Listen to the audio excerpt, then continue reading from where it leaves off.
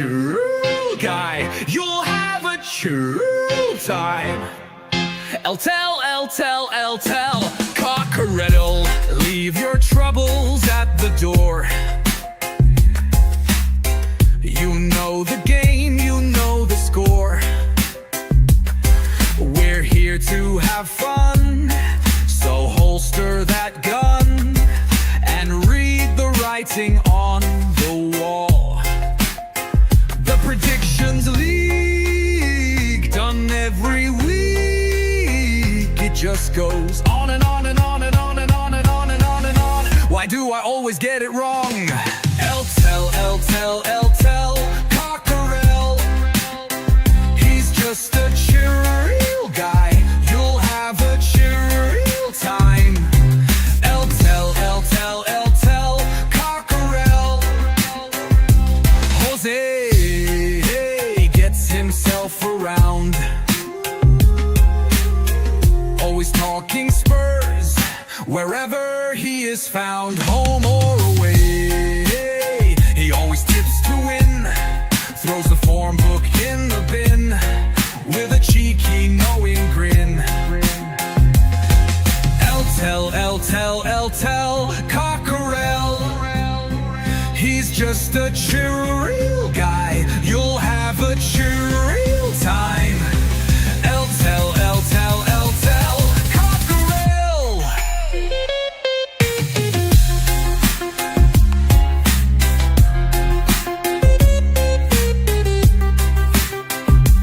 The Predictions League, done every week. It just goes on and on and on and on. Why do I always get it wrong? Every time I play along. L tell, Cockerel. The show is so chilled, your time is well filled. If you want good friendly chat, then here's where it's at. L tell, Cockerel.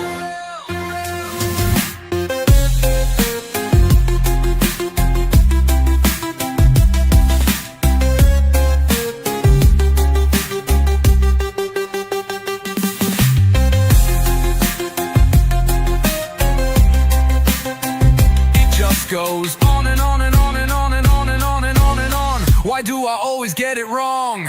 L tell, Cockerel. The show is so chill, your time is well filled. If you want good friendly chat, then here's where it's at. L tell, Cockerel.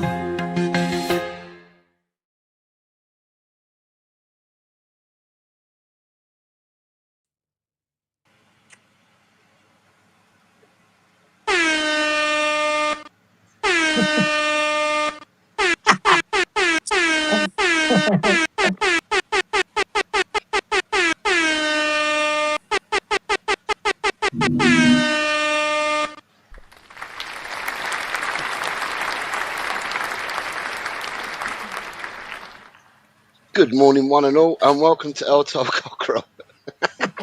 For the first time this year, I'm going to repeat it. For the first time this year, I'm going to turn around and say, we got 3 bloody points. You did. By hook, by crook, I don't care. It was 3 points. That's all I've got to say for the time being. 3 points. 3 points. Right. Let's say good morning. I'm going to say good morning to you, Ellie, because you're the lady. Good morning, Ellie. How are you this morning?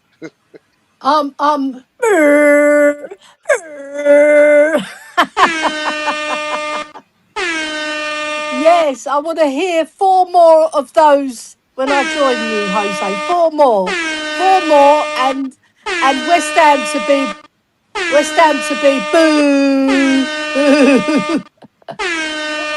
Bloody idiots win and won as well. And the West Ham, you want them to be?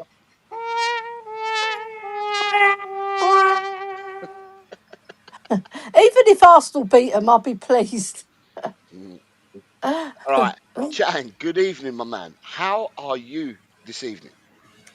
I'm doing fairly well. I could be a lot better had I not been involved in an automobile accident some 3 days Oh ago. dear. I'm still nursing some injuries, but otherwise, I'm unscathed. Oh, sorry to hear that, Chang. I think it's part and parcel of living here in a very very congested city this close to Singapore. But fortunately, it wasn't too bad. Although I was flung right out of my seat on Oh my, dear. I'm not sure if I call it a motorbike or a moped, but it has two wheels, and yeah. Anything that I felt the last 2 or 3 days since that automobile accident, well, Dr. Tottenham turned up with the perfect medicine to put me to bed sometime at about half past 1 a.m. this morning on a Sunday. But I'm not going to go too much. Re- I'm not going to go too much into that. We have a big show ahead, especially with our first win of 2026. Is there an echo? I can hear myself. Okay, that's it. It's gone. All right. Queen Ellie, I think it might be you. Is it me? Yeah. Should I go out and come back in? No, you don't have to go out. You just need. What do I have to do? Just watch Chang. Oh, he's frozen. Can Right, you no, no, hear no. an echo from me, I think the echo Jose? comes. The echo came after Chang spoke. So it could Oh, well be. okay. But let's see what happens if Chang comes back in. But anyway, before we crack on, good Yeah. morning to a few people. Spurs fan John is here. Says morning all. Mm. Good morning, John. I hope you're well. I presume, and I've got to assume, you're not running the marathon because you're here posting a message. You can't be running the marathon today because our John and his missus do like doing marathons. Adrian was here this morning. Says good morning, Jose Chang et al. I hope you both. What did he say? I hope that you both don't have to have surgery to take them smiles off your faces. Uh, There's Mr. Shemtams here. Says, morning, Mr. Bossman Jose and the youngest. Looking, oh man, Mr. Jimmy Chang. Hope you're well today. Finally a win and 3 points. Performance was shocking, but we won. That's all that matters. Good morning, Sai. I hope you and the family are well. Sai's here, so good morning to you, Sai. Um, Adrian says that I must be eating a big breakfast. No, we were trying to sort something out in the background before starting the show. And yeah, it took us a few minutes to do it. Um, Sai's already singing. Look, we win when we won. Good old Sai. Shemtam then look, he's seen it's you. He says, hey, it's also Queen Ellie Hoiberg Benton course spelt in a kind of different holistic type of way. Bergval Yeah, Manners ex Burner. How are you, lovely lady? I like the ex burner. That keep to that, Shem, and you'll be in my good books. Miss Jess is here. Says big up Jose Chang and Eddie. Good morning, Jess. I Good, hope you are well. Jesse. I hope you're geared up, Jess. You're going to probably have a really long day because of all the matches you've got to cover today. And you would have had to cover quite a few yesterday as well, I would have thought. Dan the man. Good morning, Dan. I hope you are well. He says 3 points, but it ain't changed much. We're banging trouble. We are, Dan. I'm not doubting we are, but we got the 3 points. Dan then also goes on to say, no creativity in the team with Simmons out. A cheerleader sitting on the bench in matters. If he's not effing fit, don't put him on the effing bench then. Ooh. I know why they've put him on the bench. I think we all know why they've put him on the bench. Uh, Yeah. Paige says, good afternoon, everyone. Hey. It's an hour ahead in Holland, and therefore uh, it would be her afternoon and our morning. And Archer's here. Good morning, Jim, mate. How are You're you? an archer. And Chang at last, a long overdue win. Phew. And he says good morning, Ellie, as well. So, Good morning. look, I think at the end of the day, there's no sugarcoating. No one's going to say that. But we got 3 points. We haven't had 3 points in the whole of 2026 in the sense of 3 points for a win. We've not had it in 2026. So, at the end of the day, we've got 3 points. I thought the first one, I did say that at the start. By any means necessary, I thought the first one ended up with 3 points. It was, I mean, before I watched it on the Sunset,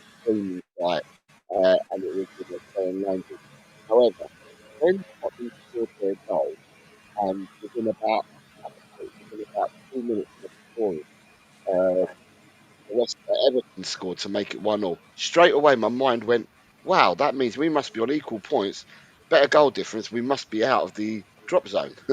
Yeah, And that lasted for 8 minutes yeah, until West Ham scored again. So, yeah, it doesn't change anything. But I think with the results that Leeds had, Forest had, one jumps to 40, one jumps to 39.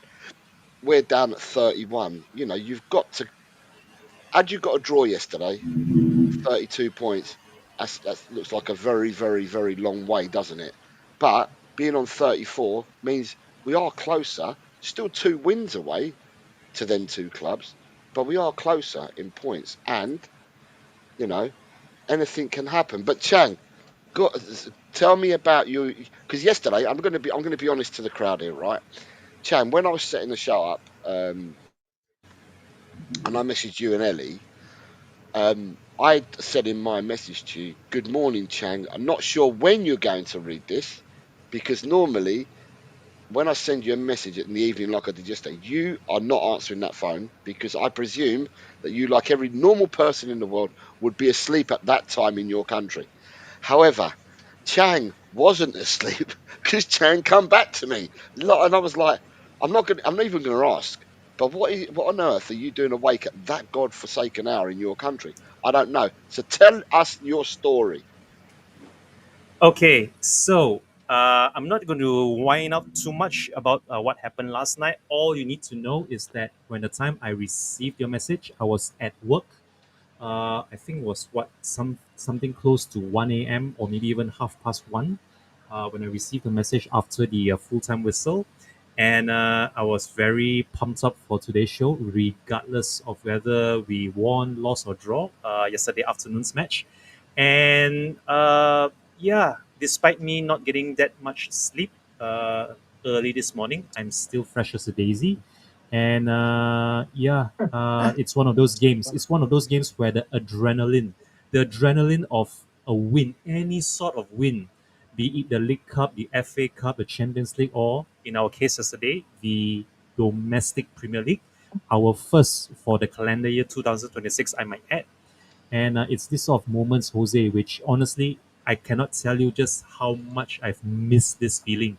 I can honestly even say as well that for the first, I think, 5-10 minutes after the final whistle, I didn't even know how to feel. It was sort of catatonic, a sort of hollow feeling. Yes, I will go into this match review later as to why it's a hollow victory for me with the fresh injuries now to Solanke's hamstring and also to Javi Simon's ACL. But I'm not going to spoil the preview for this match review just yet. When it comes my turn to describe how I was tuning into the match, you may then display that photo I sent you earlier, and boy do I have a tale to tell. Having said that, straight back to you, Senor Garcia. And obviously with you, Ellie, you came back to me because it was a decent time I sent it to you. You came yeah. back to me more or less straight away. Said, yeah, I'll do the show tomorrow. Thank you. And then I sent the link because I didn't set the show up to just before I went to bed. So I sent it up. It was quite late. It must have been gone midnight when I set it up. And I woke up this morning for you to say to see one from you saying thanks, Hose, at 4 in the morning. Now I know you don't sleep anyway, so and I'm just like, God, I'm sending out messages to people. I'm trying to be as kind as possible, not to send them out too late. Yet these people are answering me in the middle of the night. What's going on? I That's don't the sleep, adrenaline. Jose. I just don't sleep. Even if we win, lose, or draw, I do not sleep. It's just a knock on effect from looking after my mum, I'm afraid. And it's 7 years ago that my mum passed away, very sadly. But I just don't sleep.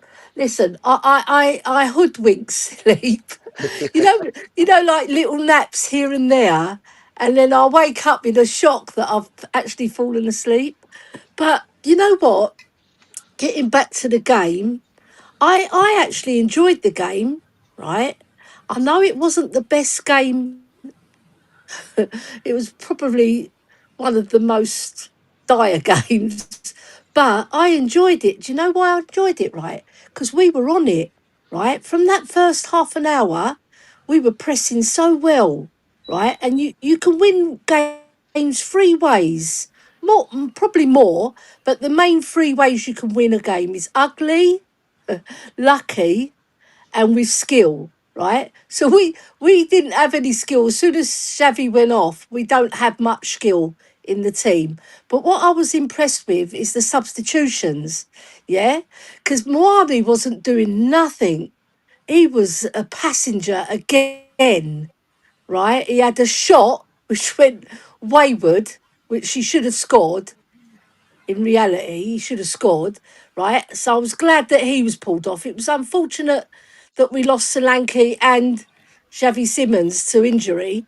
But when he put on Paulinho and Tell, I want to know, right, Jose and Chang, what was on that note that got past to Chang that he stuffed down his shorts?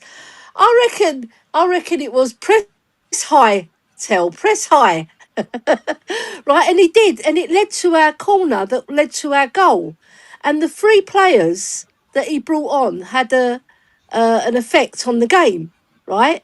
Because Richie was trying his best as usual. We know Richie's going to give his all, right? He's not the best player. We know this. We know his pants, but he'll give his all, right? Paulinho, he's a warrior. Soon as he came on, his instruction was to push high and press high, right? He wasn't doing the so much defensive stuff. He was pushing high with Tell, and it led to our goal. And I was so pleased when he scored. And what a celebration, eh? What a celebration, right? I reckon he could do the high jump, that man, let alone score goals for Spurs. So I think he's up there with our top scorers as well in all competition. I think he scored 6, hasn't he? So I was very pleased with the effort, and the desire. Yeah, we were trying to win the ball. All right, we didn't win every duel, right, which happens in football, but we did put in the effort, and that's what I was best pleased with. Over to you, Jose. Um, yeah, I mean, as Dan says, I'm happy with the win, but I can't see survival. We've got a dreaded trip to Stamford Bridge where we never win. Villa will beat us at home and away these days. I think we're down. As much as winning a game is important, it won't mean nothing if we get relegated. The neglect on this football club is a disgrace. The real picture is nothing's changed yesterday. We're still screwed. Look, at the end of the day, I'm not going to dispute a lot of what you said there because it's a lot of what we feel and that. But instead of letting it eat at me, you know, what will be will be. After 38 games, we will deserve to be in the position that we finish in. If that means relegation, it means relegation. If it means we stay up, it means we stay up. Still not good enough. Whether we stay up or not, it's still not good enough to finish 17th or wherever you need to finish to stay up. It's not good enough. We can see the neglect on the club. It's kind of funny because I'm not sure whether you saw the show that we did a couple of weeks ago, but and it was a show where already you're starting to hear rumours already that we're in for. I said this. It might have been last week. I said that we're in for Carl Darlow on a free transfer, Senesi on a free transfer, and everything seems to be a free. And I'm thinking to myself, if you want to reset and build this club up again, surely you must be looking at more than just free transfers. And people would be talking more about other things you might be looking at rather than just free transfers. So the things don't excite me. I said to Ellie about 6 weeks ago, I said to Ellie, although I have no trust in the board on them to do anything, I feel that the board have been backed into a corner that they can't get out of now, and that they're going to need to do something. Otherwise, they're going to have lynch mobs after them. And Ellie turned around and said, "I understand what you're saying, Jose, but the board is the board, and they don't change." Yeah, it's true, Jose. That's the evidence, and Just telling the yeah, truth. that's what Ellie said. Ellie said that's it. The So only way they're going to change, Jose, is like what Stell says on his delegation trip. Choo-choo. Right, is when he said, because they are money people, we all know this, they are money people, they want to protect their investments, right? And if they go down, they'll be forced to change. And they have to get it right and put a plan in place because their money will depreciate, depreciate the longer they're down there. And Yeah. they'll lose a lot of their assets. They'll lose a lot of the promotions in terms of the commercial side, right? So they've got a big stadium to pay off. So they'll be wanting to do a lot more if we go down, right? To But protect their investment, not to protect our club. They're doing it to protect their investment. yeah, but when you look at, I mean, we're gonna go away from what we're gonna to get the game for a minute. But the way that I'm looking at it is that, Eddie, we finished 17th last year. Oh yeah, we won a trophy. We finished 17th, and Yeah, still finishing that 17th, you would have thought that we would have invested, or we would have gone out and improved ourselves, you know. And at the end of the day, yeah, we've bought players in. I mean, we've bought Kudos in, who's hardly played all season. Xavi Simmons, who's in and out of the team. Managers weren't using him. And then I'm looking around. Yeah, we've got Kola Moani in on a loan, which I think is one of the worst bits of business we've done. Probably even worse yeah. than Timo Werner. I mean, I think With so. Timo Werner, Timo Werner, at least he fucked up, but he got into the right positions to fuck up, and he tried. It Yeah. wasn't his fault. He just, at the last gambit, he wasn't good enough. But and he shot shy in front of goal. But this Moani fella, people are telling me that he's technical. People are telling me he's skillful. I don't see any of it. I just see a guy that just he huffs and puffs without getting very far.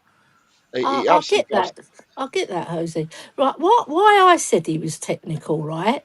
Because he can control the ball, he can dribble. It's just an end product. He hasn't got it, and that's why these big clubs like PSG and Juventus they let him go to us. If he was any good at shooting, right, the final product that's what he's not good at. Yeah, he's just like Werner, but Werner he had a bit more about him. He could do a lot more with the ball, but he wasn't. I think Mawani is a technical player because I see him when he controlled that ball yesterday. He had it under control, right? He could have scored, but he doesn't because he hasn't got that extra bit in front of goal. He's like goal shy. Yeah, so I'll stand by what I said, but I do understand where you're coming from as well. Yeah, I was saying it more in general, Ellie, because look, at the end of the day, Yeah, if I'm going to talk about him as a player now, I said this last week or the week before when we were all together, and I said that, at the end of the day, he's come to us on loan. It's an yeah, audition. It's an audition for him because he's got a long it contract. is. He's got a long contract at PSG. It's quite weighty in the amount of money that he gets paid, right? A Yeah. bit weightier than what others can afford, right? In all honesty, or are prepared to pay for him. It's his opportunity to shine. PSG don't want him back. PSG want him off the books. No, they don't. So PSG are hoping that he has a really good season, and then they can offload him. They're not going to get the money they paid for him, but they'll get a decent wedge back for him.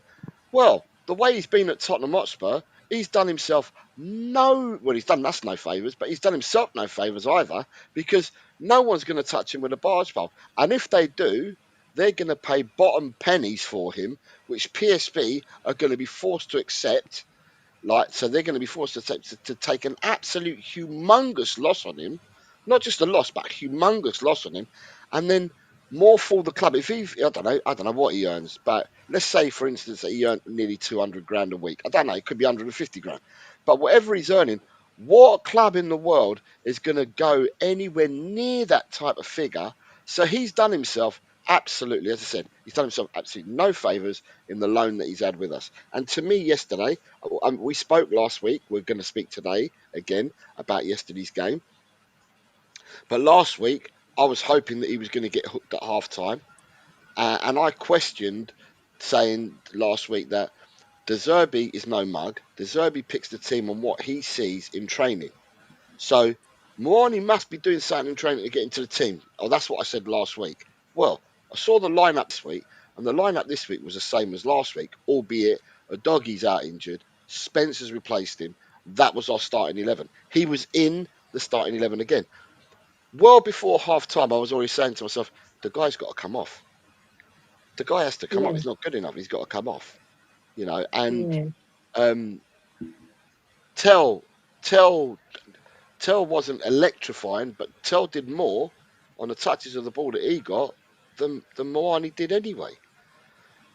You yeah. know. It But anyway, did. we'll go to the game. So the game starts, let's paint the scene, right? Molineux is not a happy hunting ground for Tottenham.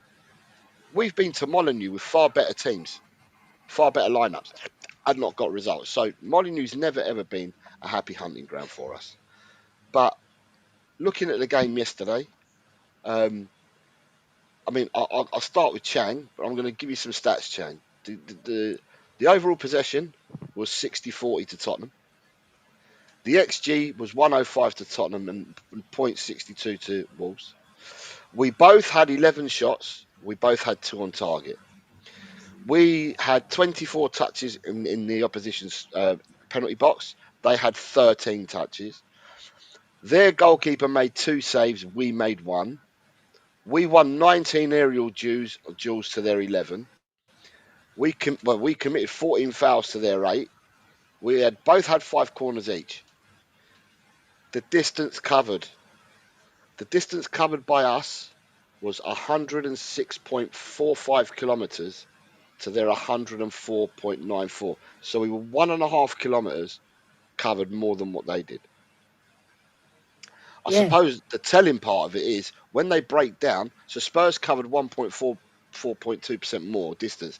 But when you break it down, they walked 37.2% of their minutes in distance covered. We walked 38.43. They jogged 56.46. We jogged 53.98. So they jogged more than us. But when it came to sprinting, they sprinted 6.35. We sprinted 7.59. So, you know, and I'm looking at that, and they're the figures, and I'm looking at the attack map, right? And the attack map is there's 2 different maps I'm looking at. I'm looking one for the first half, which you can turn around and say, or I can say to you quite comfortably. In the first half, it looked like it was 90% possession Tottenham to their 10. But when I look at the second half, it was totally different. I can see a lot more orange than I can see white in the second half. So yeah. go on then, Cham. Far away. You tell us, mate, about yesterday's game. So I wasn't able to watch the game per se because I was traveling uh, back down south to work beyond midnight. But I was able to tune in to the live watch along over on We Are Tottenham TV. If you have that screenshot, Yep. which I sent you earlier, or rather that snapshot, you can bring it up and I'll try to explain as much as I can based on it.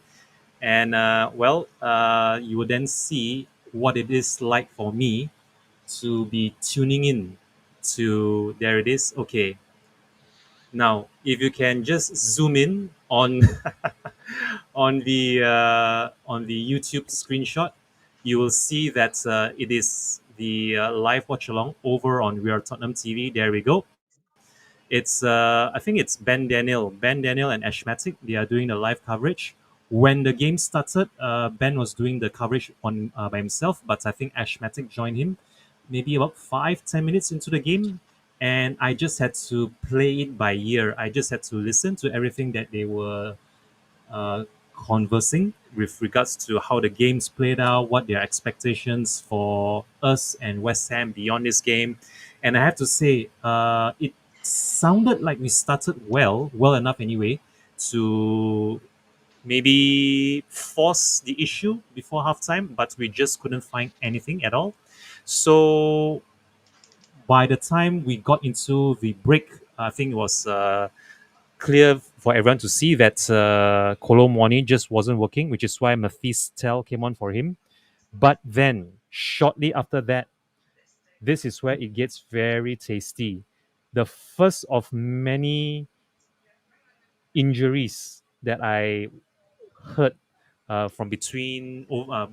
between Ashmatic and Ben was the possibly a season-ending injury to Javi Simons.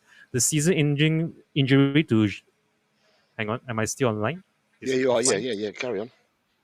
Okay, okay, all right. Sorry, because my screen went dark. Okay, but anyway, as I was mentioning earlier, I think you can put it back to the live broadcast. Now I think that we are done. We are done with that screenshot, Jose. So yeah, it was gutting. It was absolutely gutting to hear that Javi Simons did his ACL in. I mean, if there ever was a more cursed and jinxed club when it comes to injuries, I think we've got to be up there for first ballot Hall of Fame. And shortly after that, I think Solanke did his hamstring. So it's a season-ending ACL for Javi Simons, and also probably another season-ending injury in the form of Solanke's hamstring. But take nothing away from the substitutions. We got Palinia and Lucas Bergval on, possibly like for Bissouma and Simons. This was before we then brought on Palinia. No, not Palinia. Dragushin for Gallagher. That was very much towards the end there. But yeah, it wasn't looking good for us, and it was just one of those long drives which I really wish I hadn't made. I totally missed my Sunday with my family, but nonetheless, the 3 points from this game pushed me through. But what was very interesting was the winner, Richarlison, doing what Richarlison does best, a nuisance in the box. You don't want to play against him, but you love to have him in the team. Paulinia popping up at the right place at the right time to slot it in. At first, when the goal first went in, I think there was a lot of confusion. Was it offside? Was it onside? Was someone playing Paulinia onside? Did he stray off? Thankfully for us, experts, or rather an expert in the form of Matt Doherty, played Paulinia onside, so that's 1-0 to us.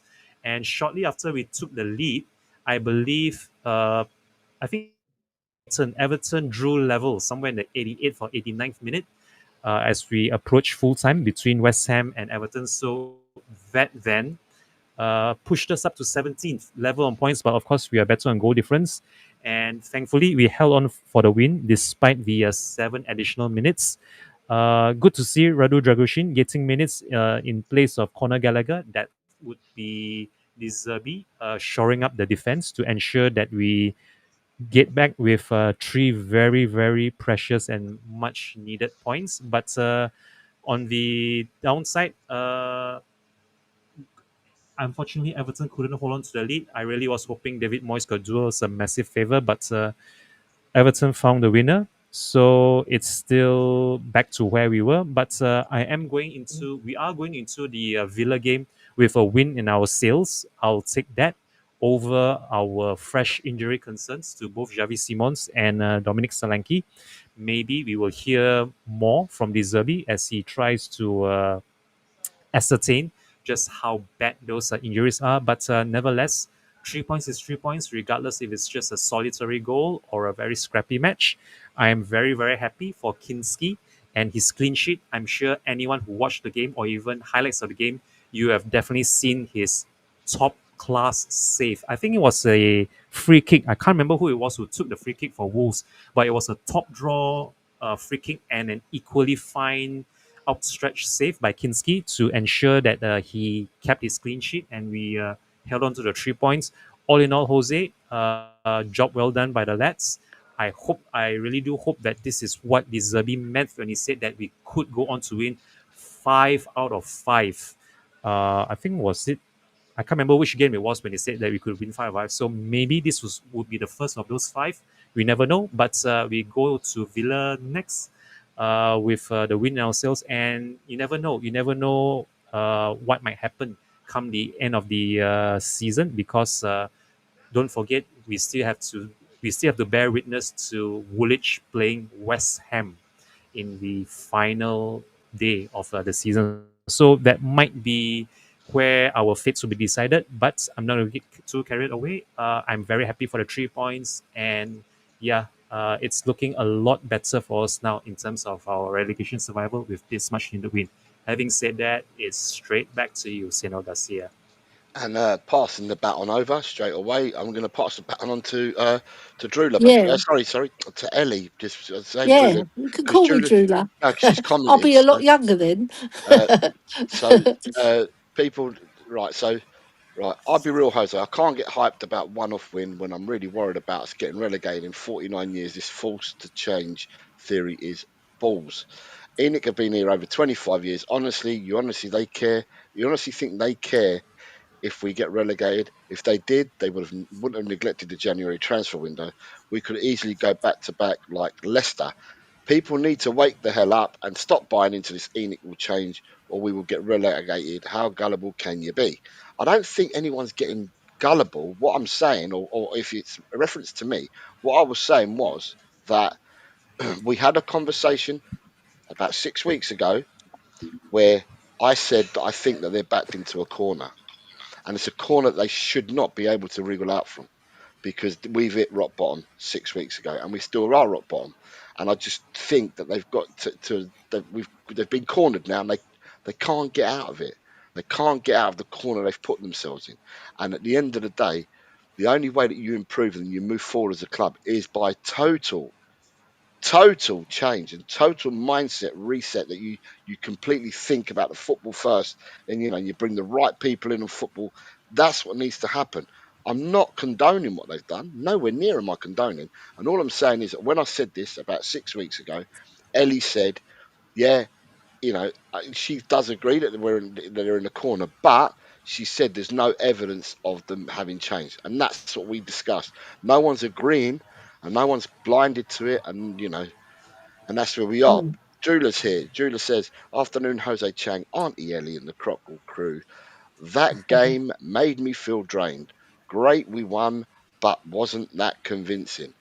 Colin B is here. Says, "Afternoon, Jose Chang, Ellie. Hope you're all okay." Good afternoon, Colin. I hope you are well. Drula then says, Mm. "What does that all mean? Stats mean nothing when you're in a relegation battle. I want to hear and see goals. Sorry, that's just my opinion." Archer says, "Our club is completely cursed when it comes to our injuries. We then have Nita here. She says, 'Afternoon all. Hope it's all well with you. Just Right, listening in. Rita. Feeling much more calm today. Thank you, Pauline. In Kingsky. Come on, you Spurs.'" And then Jim says, "Hopefully Villa get distracted by the Europa League semi-final against Forest." And that's where we've got to. So, Ellie, over to you. Yes. Yesterday's game. Yeah. Well, like I said, I thought we deserved to win. That's one thing for sure. And the first half an hour, we were bossing possession. We were pressing well. Solanke was on it, even though he doesn't get in the bloody box. And when he did, he was behind his marker again. How many times do I have to tell this boy? Get in front of your marker. It really annoys me when strikers stand behind the markers, because when the cross comes in, the defender, if he's in front of you, he's favourite to win it, Jose and Yeah. Chang. Yeah, he is. So you got to make a near post dash to beat your marker and to fool him, right? So you do it cleverly, and the best strikers do it, right? Well, we don't have a best striker. We have, if if I'm going to be truthful, I would say a certain word, but I'll just use it as bag average, right? Right. But it's a word beginning with S. If anybody's, not there with me, but I thought that first half an hour, yes, we did have control of the match, and we were quite comfortable sipping it about, apart from Porro, who was very poor with his passing, I must say, all game actually.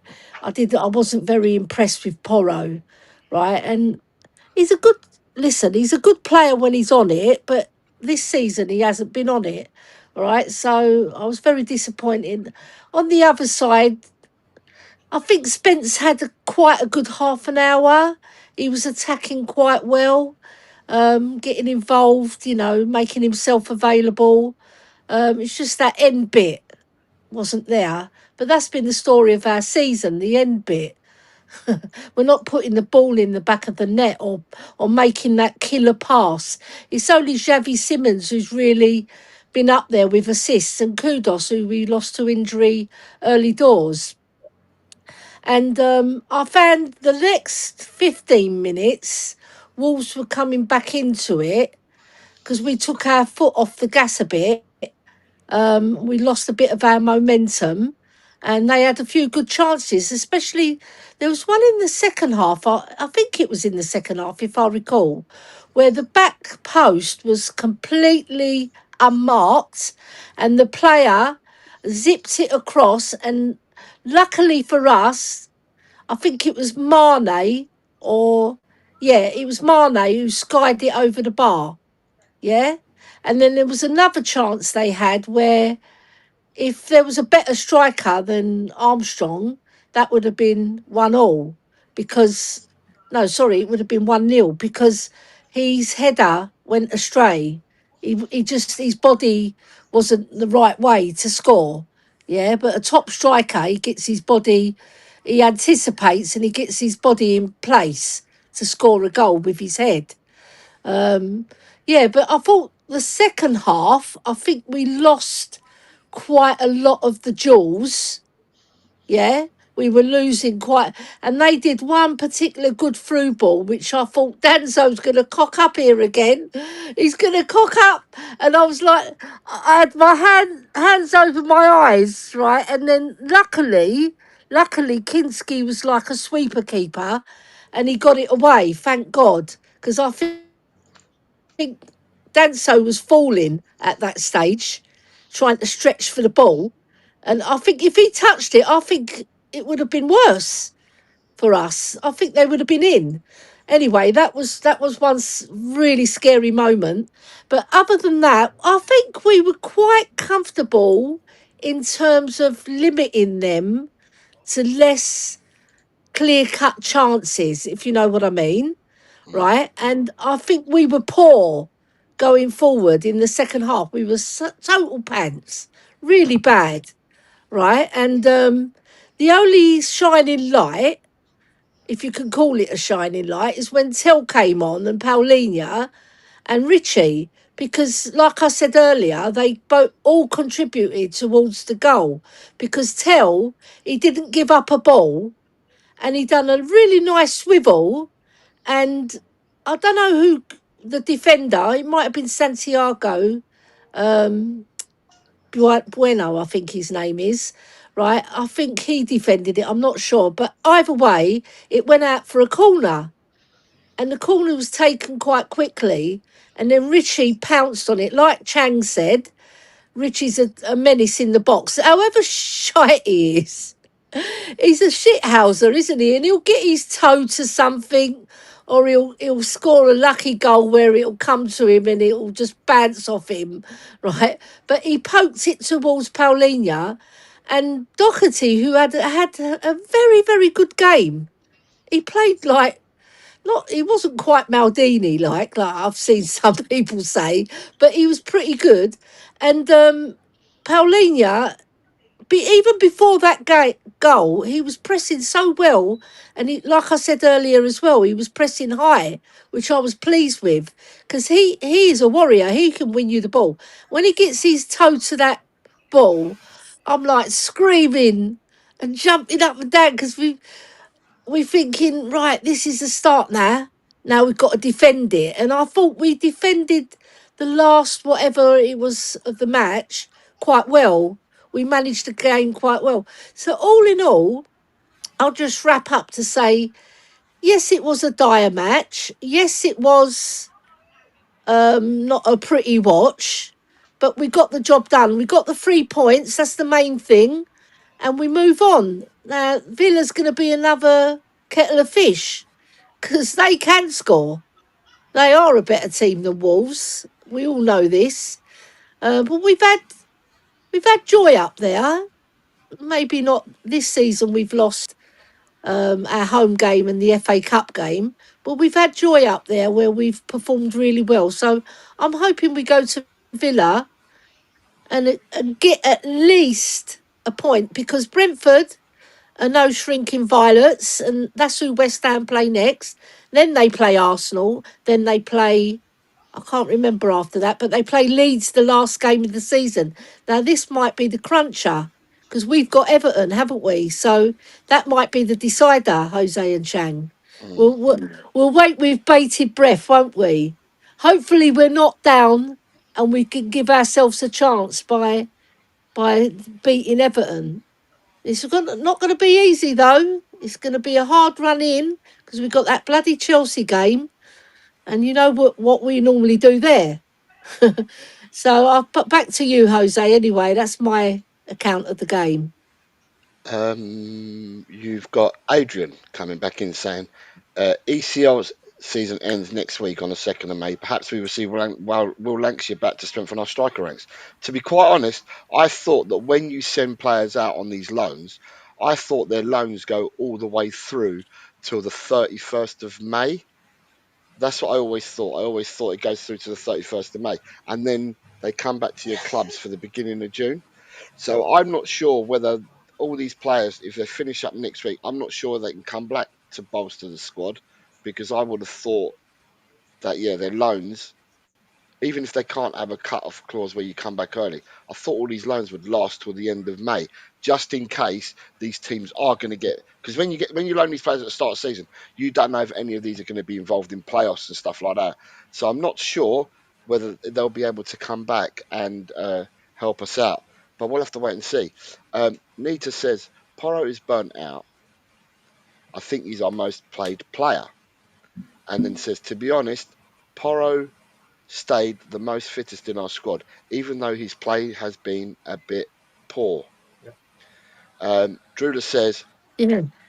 West Ham got lucky yesterday, blatant handball.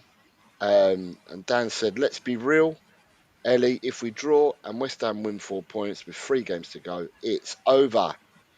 And Adrian says, Premier League ends Yeah. on the 21st of May. It's not about when the Premier League finishes, Adrian.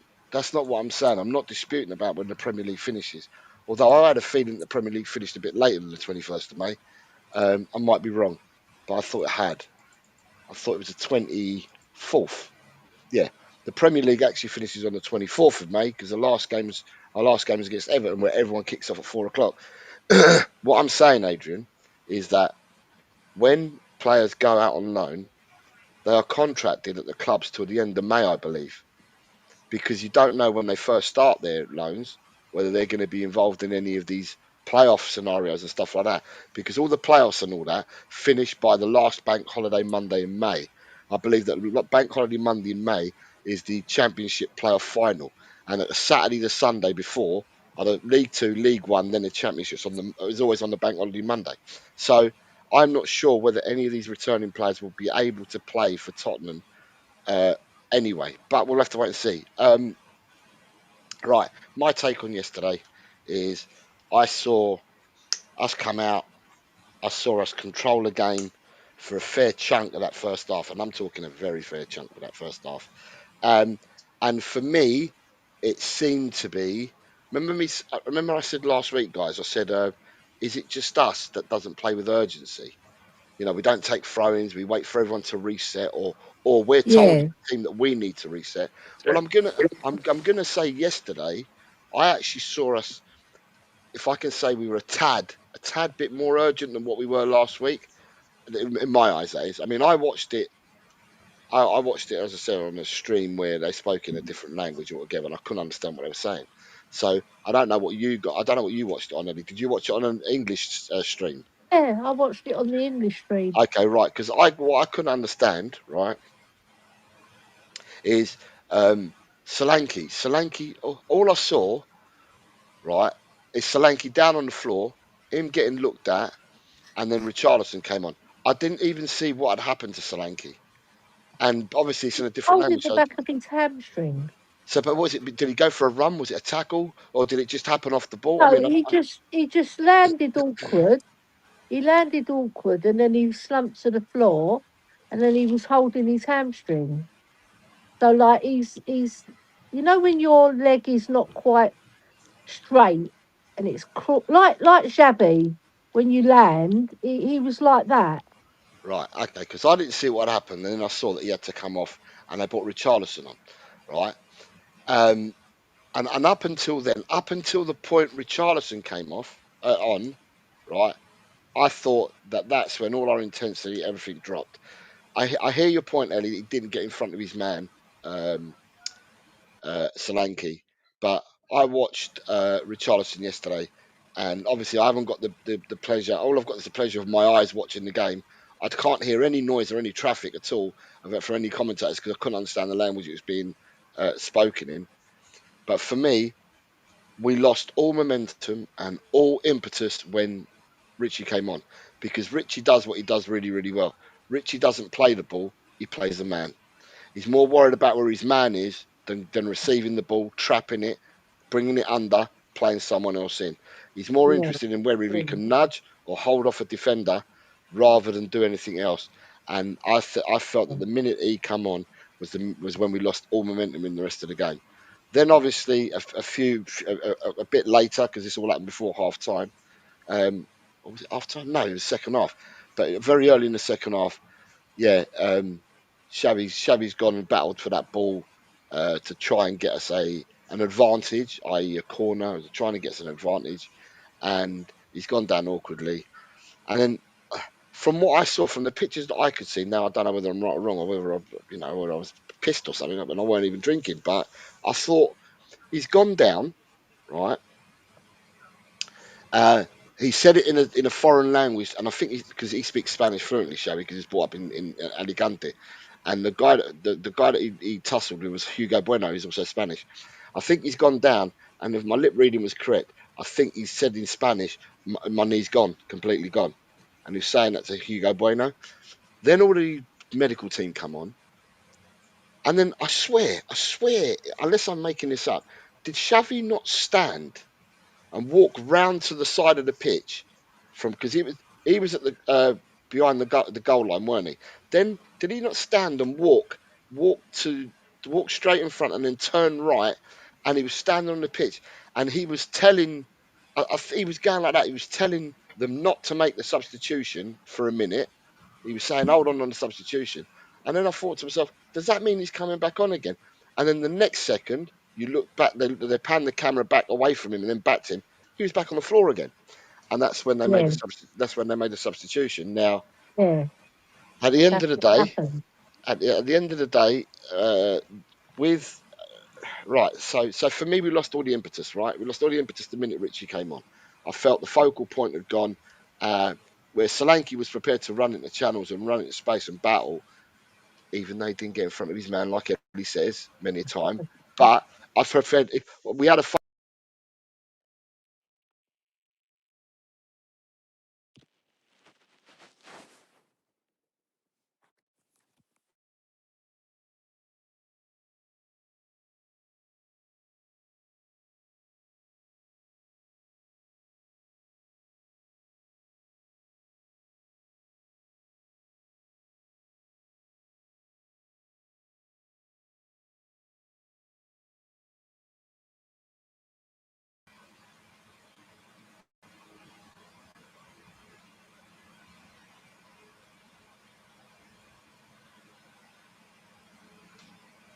right, are we back? I'm here. Am I still here? Or have I dropped off? Can you see me, Jose? Yeah, I can. Yeah. Ellie, you there? It must be Ellie's not there then. Okay, right. So, Okay. so I felt that Richarlison. I was saying in a nutshell that losing Simmons, losing Yeah.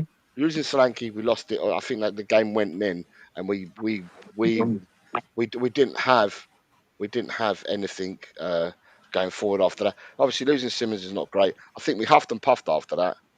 Um, Yeah. bringing on the players that we did. I think we huffed and puffed. Again, I'm going to say for me, right, and this is for me because we all watch football with our own eyes.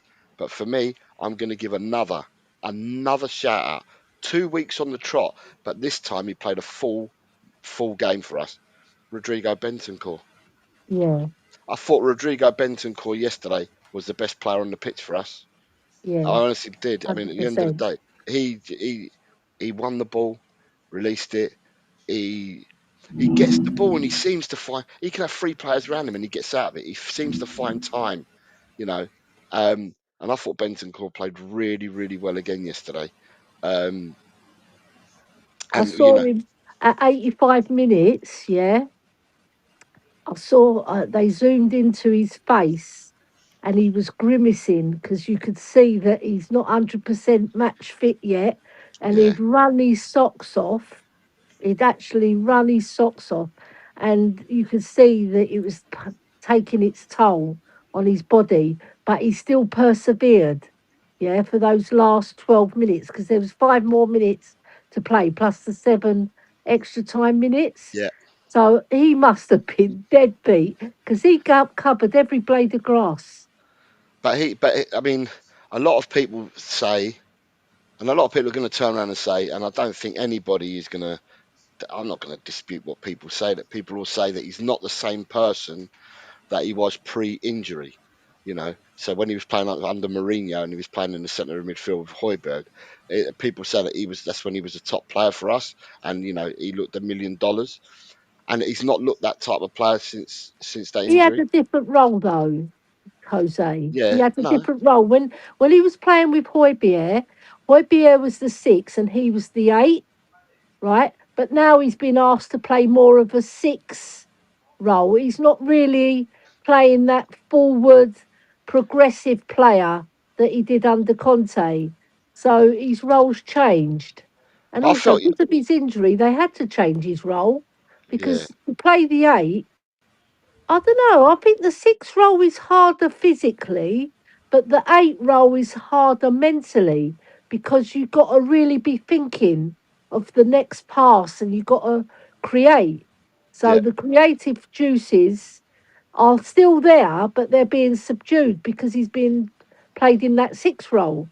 Well, I felt he was creating yesterday, Ellie. I felt that he was playing the ball between the lines. I thought that he had an even more impressive game yesterday than what he had last week. Um, Yeah, Biss done well. Biss got out some really tight situations in the first yeah, half. he did.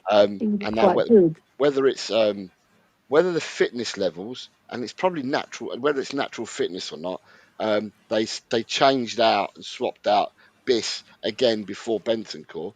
Last week it was 10 minutes before Bentancur, but this time Bentancur ended up lasting the whole game. And I Mhm. think with them, are they the perfect midfielders in the midfield three that we've got? Possibly not, but they definitely put a shift in. Even Bissouma put a shift in whilst he was on the pitch as well.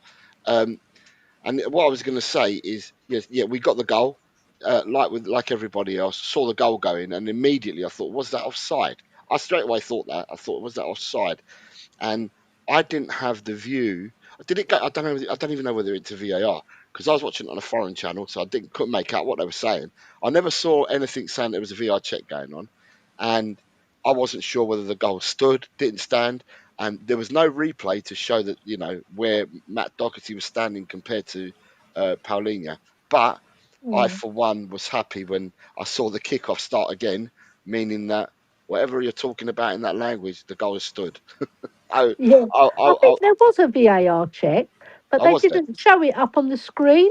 But then you see, they flashed on to De Zerbi, Yeah, and he done a second celebration on the touchline, didn't he? yeah. So When they therefore, gave the decision. so we've got the win. Okay, we know what the result was in the other game, but I said last week, and I maintain this. I don't look at what other teams do. I look at what we do, because at the end of the day, I can't see all the teams around us winning every single game, and I can't. It's the same as the teams further up the table. They're not winning every single game. Villa lost Mm. again yesterday, or Friday, or whenever it was they played. Villa lost again. You know, Chelsea have been losing. All them teams that are squabbling for that fifth place, sixth place, seventh, and eighth, they're all beating each other and losing to each other and all sorts. So, at the end of the day, I said last week, I don't think that everybody's going to win all their games. I know, true.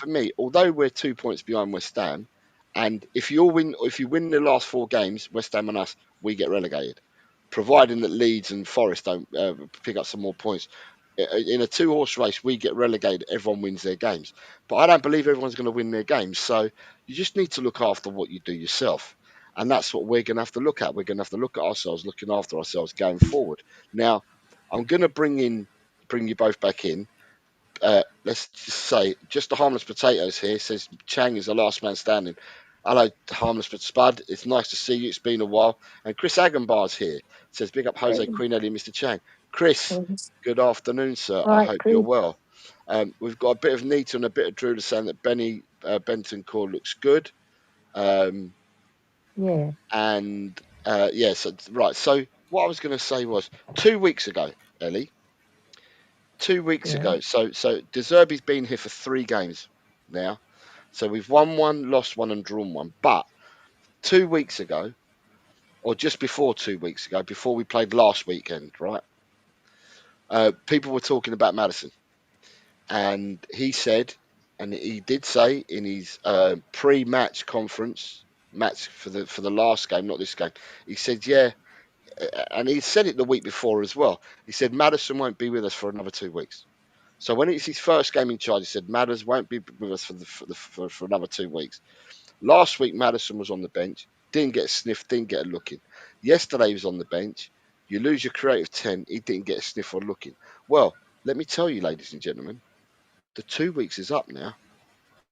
The 2 weeks is up now. We've lost Xavi Simmons, and I'm not saying that Madison's going to come back and play a full game for us, but if his recovery's going as well as what they're saying it's been going up until now, and I don't want to jinx this in any way, shape, or form, could we see Madison play a role for us, however bit part it may be? Can we see him playing a role for us in the next 4 weeks? I think so, Jose, because he must have been quite close for De Zerbi to say that. They know they've got his running stats. They know how he's been performing in training. They've been watching him closely, I presume.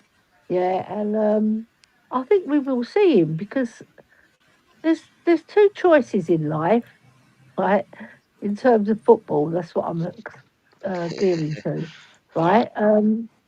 You either play a creative or you don't, right? And we've lost our creative now, so Madison's the only one who's got that spark who can see a pass, right? Without that, we're going to struggle to score, right? So, and also he can score. The boy can shoot. He can get into good areas and score goals for us.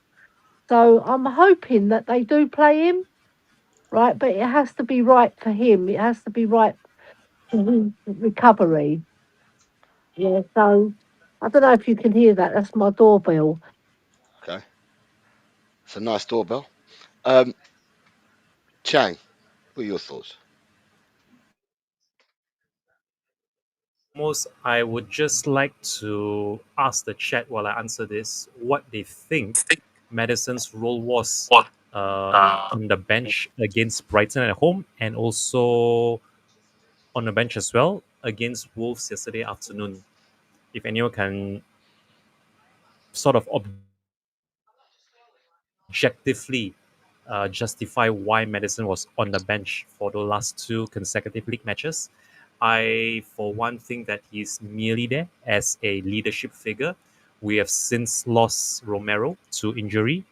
Uh, I think, wait a minute. Yeah, the other leadership figure, who's the other leadership figure? It's Madison, Romero, and someone else. I can't even remember who the third person was. Big But Vic. I believe. It's about the Vicario. Ben. Okay, so he's gone as well. Book. Oh my goodness.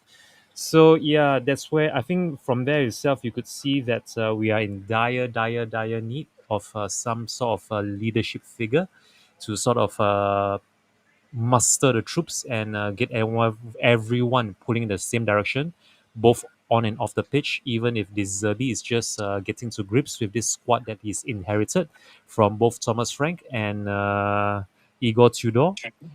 I would not rush Madison in just yet, just for the sake of making up the numbers.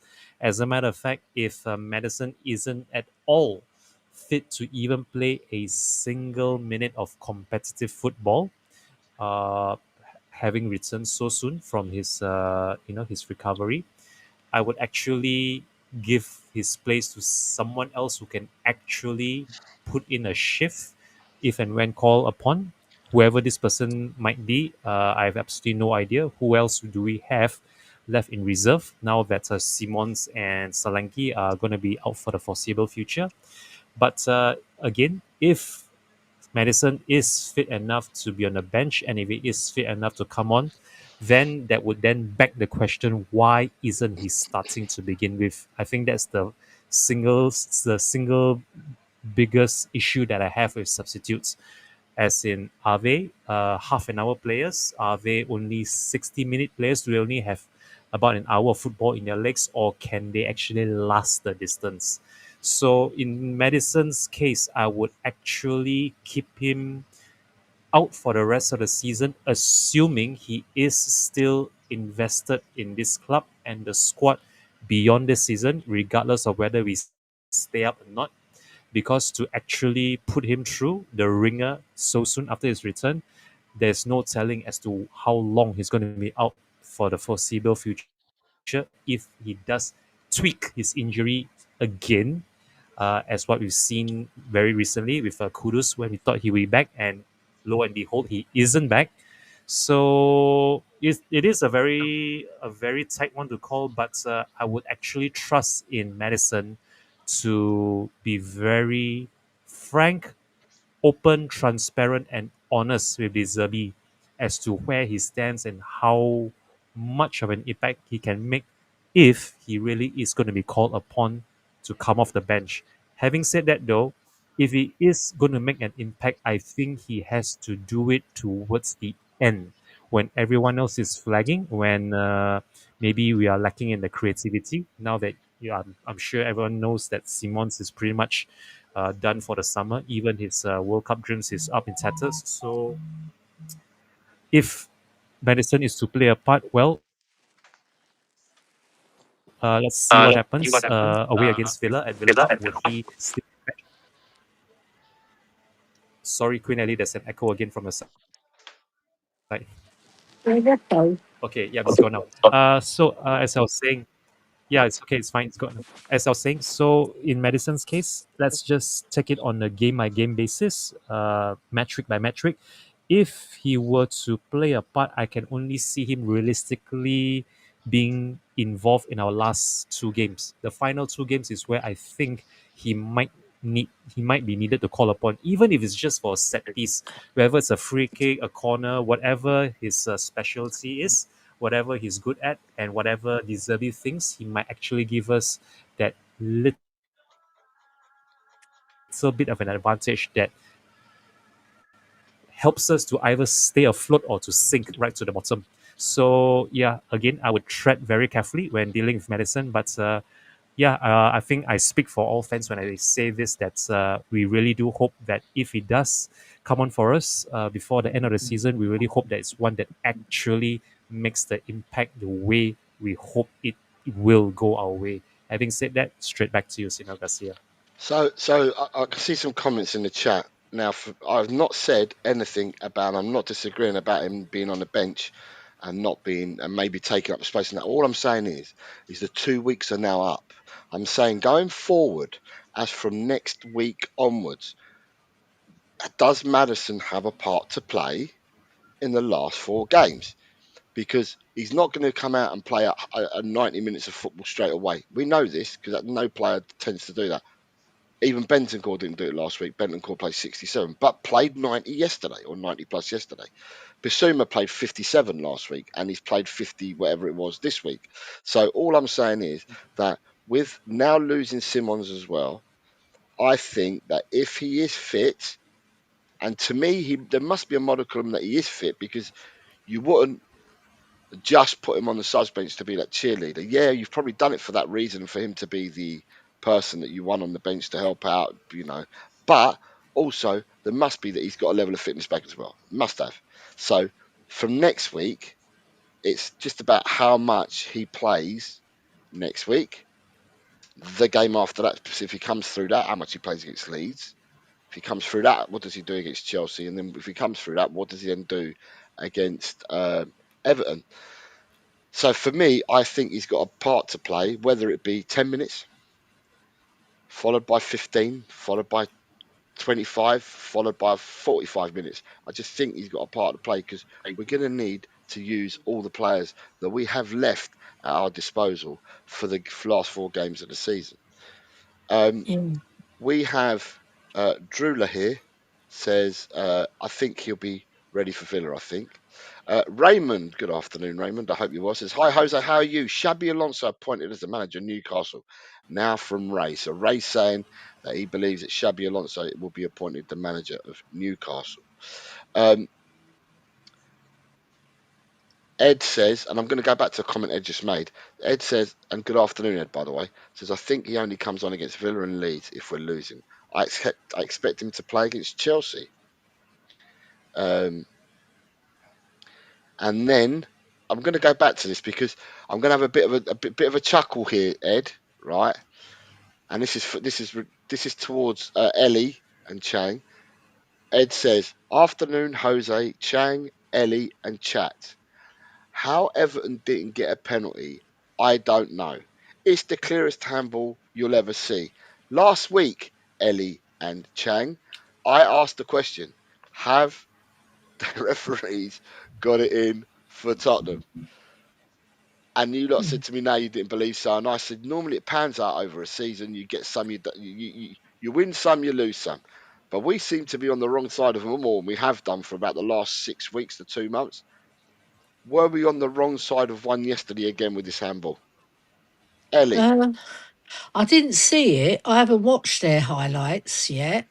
I didn't see it, so I can only go on what other people have told me, and they said it was a blatant handball. Was if you could ever see a handball, that was one. so Ellie, what he's Right? done, So right? Look, watch it. See my hands like that, yeah. right? So what he's done, he's gone behind a player, and the player's shielding the ball from the West Ham boy. The West Ham boy's put his arms through the arms of the player, right? The ball's bounced, and he's gone like that with his hand. He's flicked the ball Oh, up in the air. oh no, that's definitely a blatant handball then, Well, right? Oh you'd my like to god. think so, you'd like to think so, Ellie. Hey, bloody hell. So what? I mean, VAR would have looked at it, yeah? Yeah. And they send the referee to the monitor? No, they said it was a natural flick or something like they said. A natural flick. Yeah, they make it up Get as they go over along. yourselves. It's made up. Sorry, honestly, the type of stuff that you listen to after the VAR have spoken and all that, and their reasoning for not giving something, the absolute crap that they come out with, these one-liners, and you're just like, really? But That's it. if that's the case, Ellie, right? Stuff that Romero did, sorry, not Romero, when Moani's goal wasn't given against Arsenal, and then Romero was fouled in exactly the same way, but the excuse given was different, and we were on the It wrong wasn't. side. It wasn't even the exactly the same way. Because how I see it, right? Mawani, right, didn't go with both hands like Etatike did. He blatantly pushed Romero, whereas Mawani, right, Gabriel had jumped and fallen to the floor, and he just had his hand rested on his back. He didn't even push him. He just had his hand rested. Like, because when the ball came over, he was just steadying himself. But Gabriel had thrown himself to the floor even before that in a theatrical way. I don't, do you know what? I don't believe there's a conspiracy against Spurs. I just think it's blatant rubbish by the officials. They're rubbish. The standard of refereeing is so bad. And since VAR's come in, it's got worse because the referee doesn't make a lot of the decisions. And for them not to send the referee to the monitor to have a look, that means the referee's lost all power. VAR are ruling the games, aren't they? Mm. Yeah, in a lot of the games. But when it affects your team, you do tend to think that. But like you said, Jose, they do even themselves out throughout a season.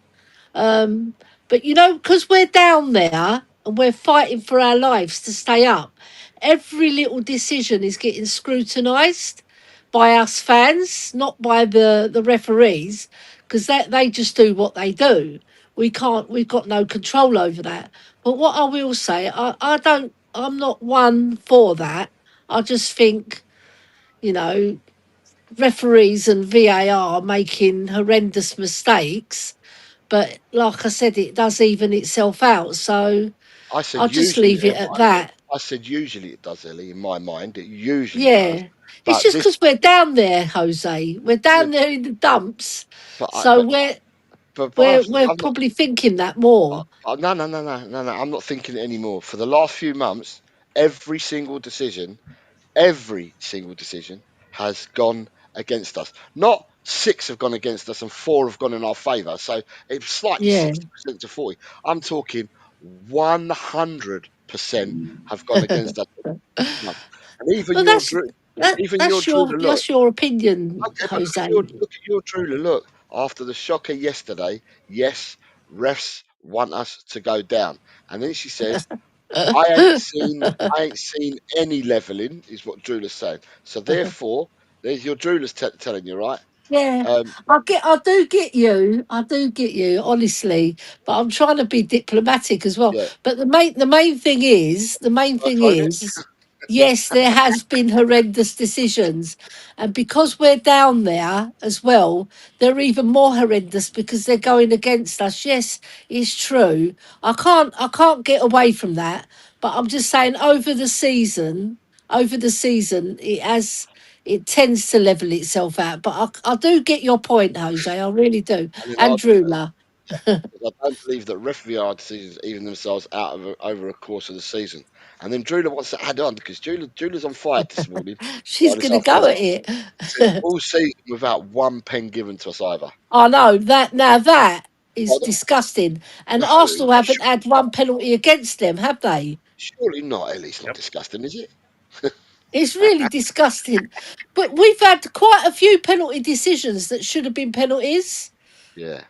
The one thing I want to do though is before we continue to next week is what about Chang? Chang used to play in this position. What about Kingsky? What Oh, about He has Kingsky, to. Chang? He has to stay. He has to stay as the goalie. I mean, we have given Vicario ample opportunities time and time and time again. If it's not a blunder, if it's not a clanger that is dropping, if it's not his distribution or his lack of attentiveness or even his assertiveness when it comes to marshalling that back line when we are under fire, then I think just looking at Kinski and his performances of late, I think he has more than warranted, at the very least, these last few remaining matches to the end of the season. And if we do stay up largely in thanks to him keeping clean sheets like he did for us yesterday afternoon, I think that his redemption arc would be in full swing. And if Inter Milan really are so very keen on signing Vicario, then honestly, they are all but welcome to him. That's not to say, though, that's not to say that we must, or rather, that's not to say that Kinski will be our number one from next season. Of course, we are always looking to upgrade, assuming we stay in the Premiership. I think the biggest sticking point right now for any player is whether or not we stay up or we go down. But as far as Kinski is concerned, please, De Zerbi, if you have any sort of managerial sense, you will not do the Pochettino thing and drop Kinski, much like he dropped Mora in the Champions League final in favor of Kane. So, if Vicario was a Kane and if Kinski was the Lucas Mora, I would stick with Kinski from between now to the end of season, unless Kinski gets himself suspended, if he gets himself sent off, or even he picks up an injury.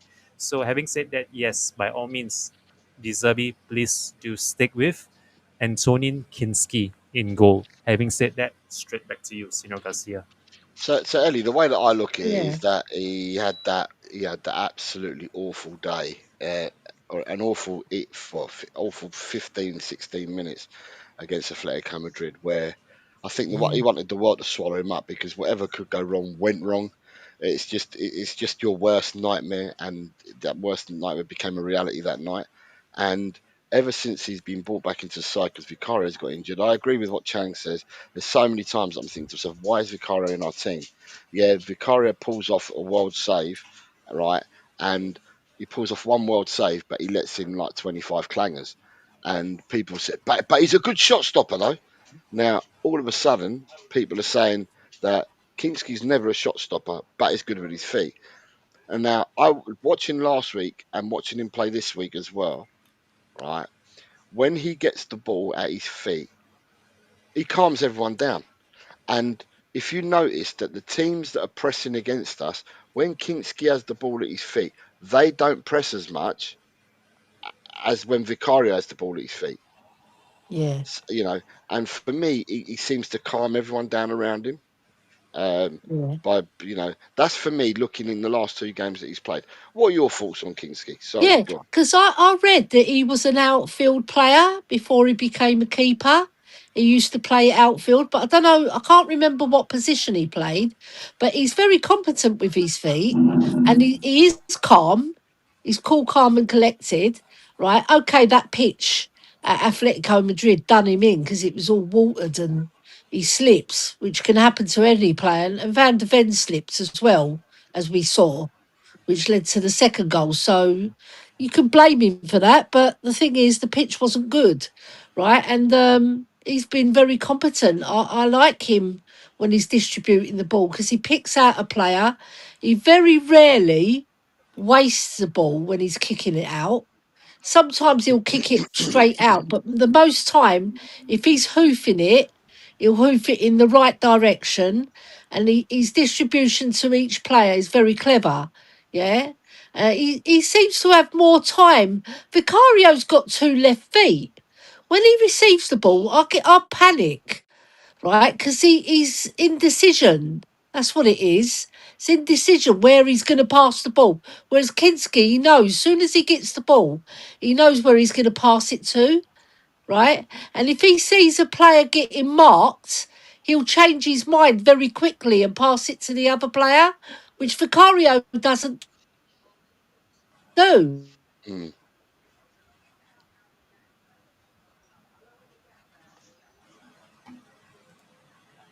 Still there? Has she dropped? I think she might have dropped. Oh, it says on my screen she's still there. Drula says, what does Drula say? Drula says, superb save yesterday, and the players seem to trust him. Ed says, yesterday was the first time I looked at Kinski and thought he might have a future at the club. Jim says, yeah, we have looked a bit calmer defensively since Kinski's been in the side. And Ed once more says he deserves a lot of credit for the way he's come back.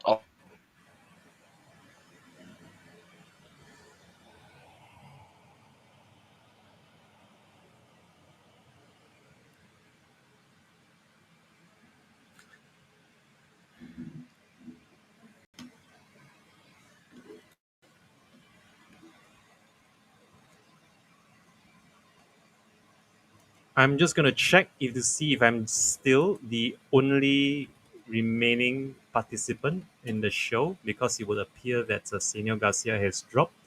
According to my line here, I should still be connected, assuming the server for the show is still up. So it would appear that we've both lost Senor Garcia and Queen Ellie.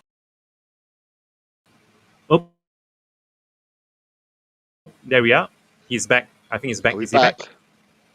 I see myself zooming in and out. So, yep, there he is. He's back. Yeah, what the love of that is, I've just had to get my phone because I don't know what's happening, but it's got to be me.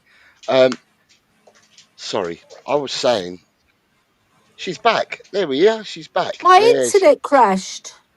it looks like everybody's did. We must have had a blackout in this country because Yeah. I went down as well for a bit as well. It wasn't my phone. I still had battery on my phone, but then it just went blank. That's not good, is it? But we're back. No. But we are back. I'm going to switch it over to the other one just in case. All right, let me switch it over.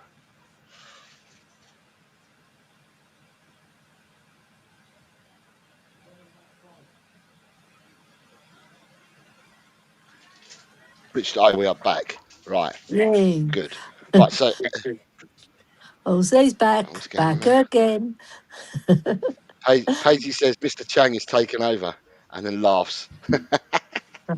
Uh, Rula says Madder's got an Insta and wrote to Kinksky, huge balls to bounce back last few weeks, showing your quality. Brilliant, mate. And that's what you want, you know. At the end of the day, like I was saying, everyone kept telling me that, you know, listen, I go back to Chang used to be a goalkeeper, but I go back to, and I'll be brutally honest, to where I was 2 years ago, right? We were chasing David Raya. Now, out of all the keepers we were chasing, David Raya would have been my preferred option because we didn't Yeah, seem to be chasing all these wonderful, great goalkeepers. But for me, when we were chasing him at the time, Raya was top of the tree. I don't know. Brentford wanted 40 million for him. He was in his last year of his contract. Brentford were looking for 40 million. Tottenham wouldn't go any further than 30 or whatever it was. In the end, he went to Arsenal on loan for a season because Arsenal couldn't afford to buy him outright. And they bought him on a £2 million season loan.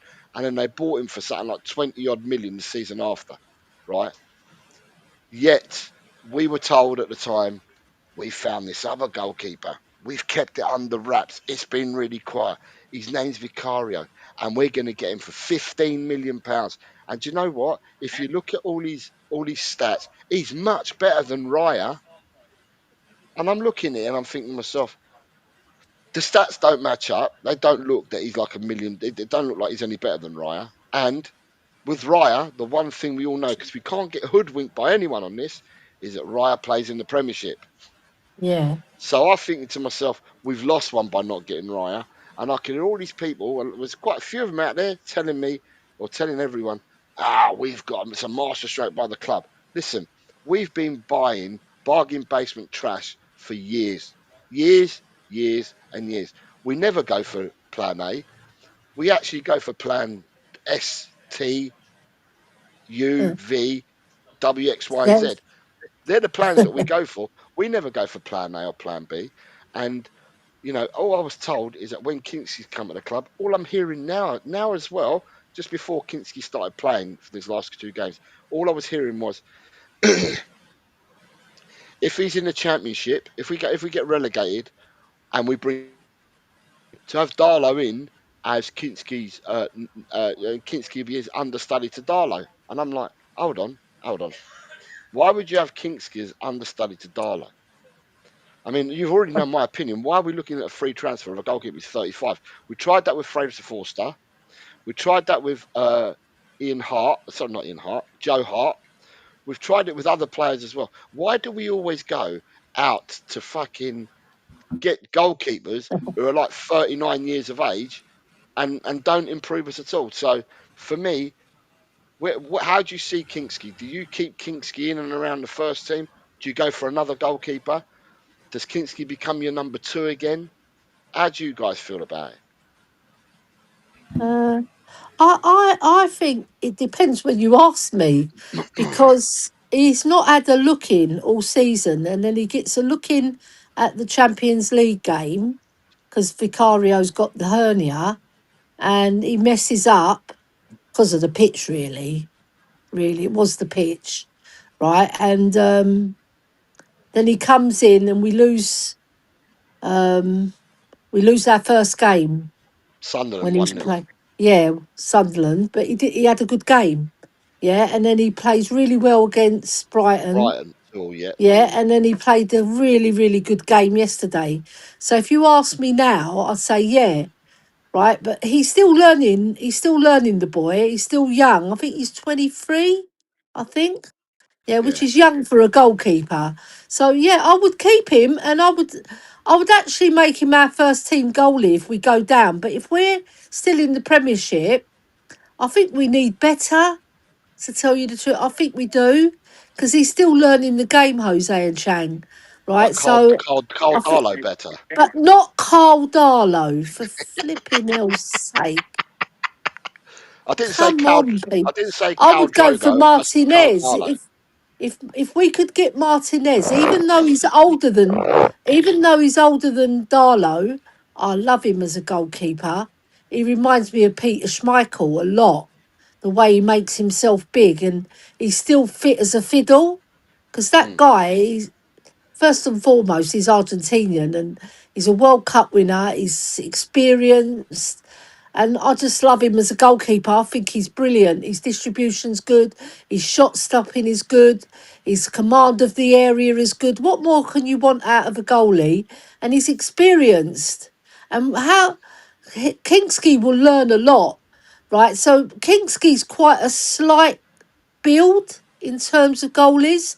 He's not that tall. I think he's 6'1", if I'm not lying. Right. So he can learn. He's grown now. He's a grown man. He's not going to grow anymore, but he can build his stature. Yeah. To be even more commanding. Right. So I think Martinez would be our best bet, but whether he leaves, he was going to leave Villa a couple of seasons ago, even. So we've got a chance of getting him because he's coming to the end of his career. But I think it depends if we stay in the Premiership. If we go down, I think Carl Darlow's going to be our best bet. But in terms of the club, not me. I'm saying that he's not our best bet. But in terms of the club, that's what they're looking at. They make so many wrong decisions though, guys. They do. And it's led us to this bloody shit show we're in now. So I haven't got much faith. Hopefully if we do go down, guys, that they back up their ideas, like Stell said, and actually they put it this way, they have to, because otherwise they're going to be doomed financially. Yeah, so I'm just hoping that we stay up. Actually, I'll go from week.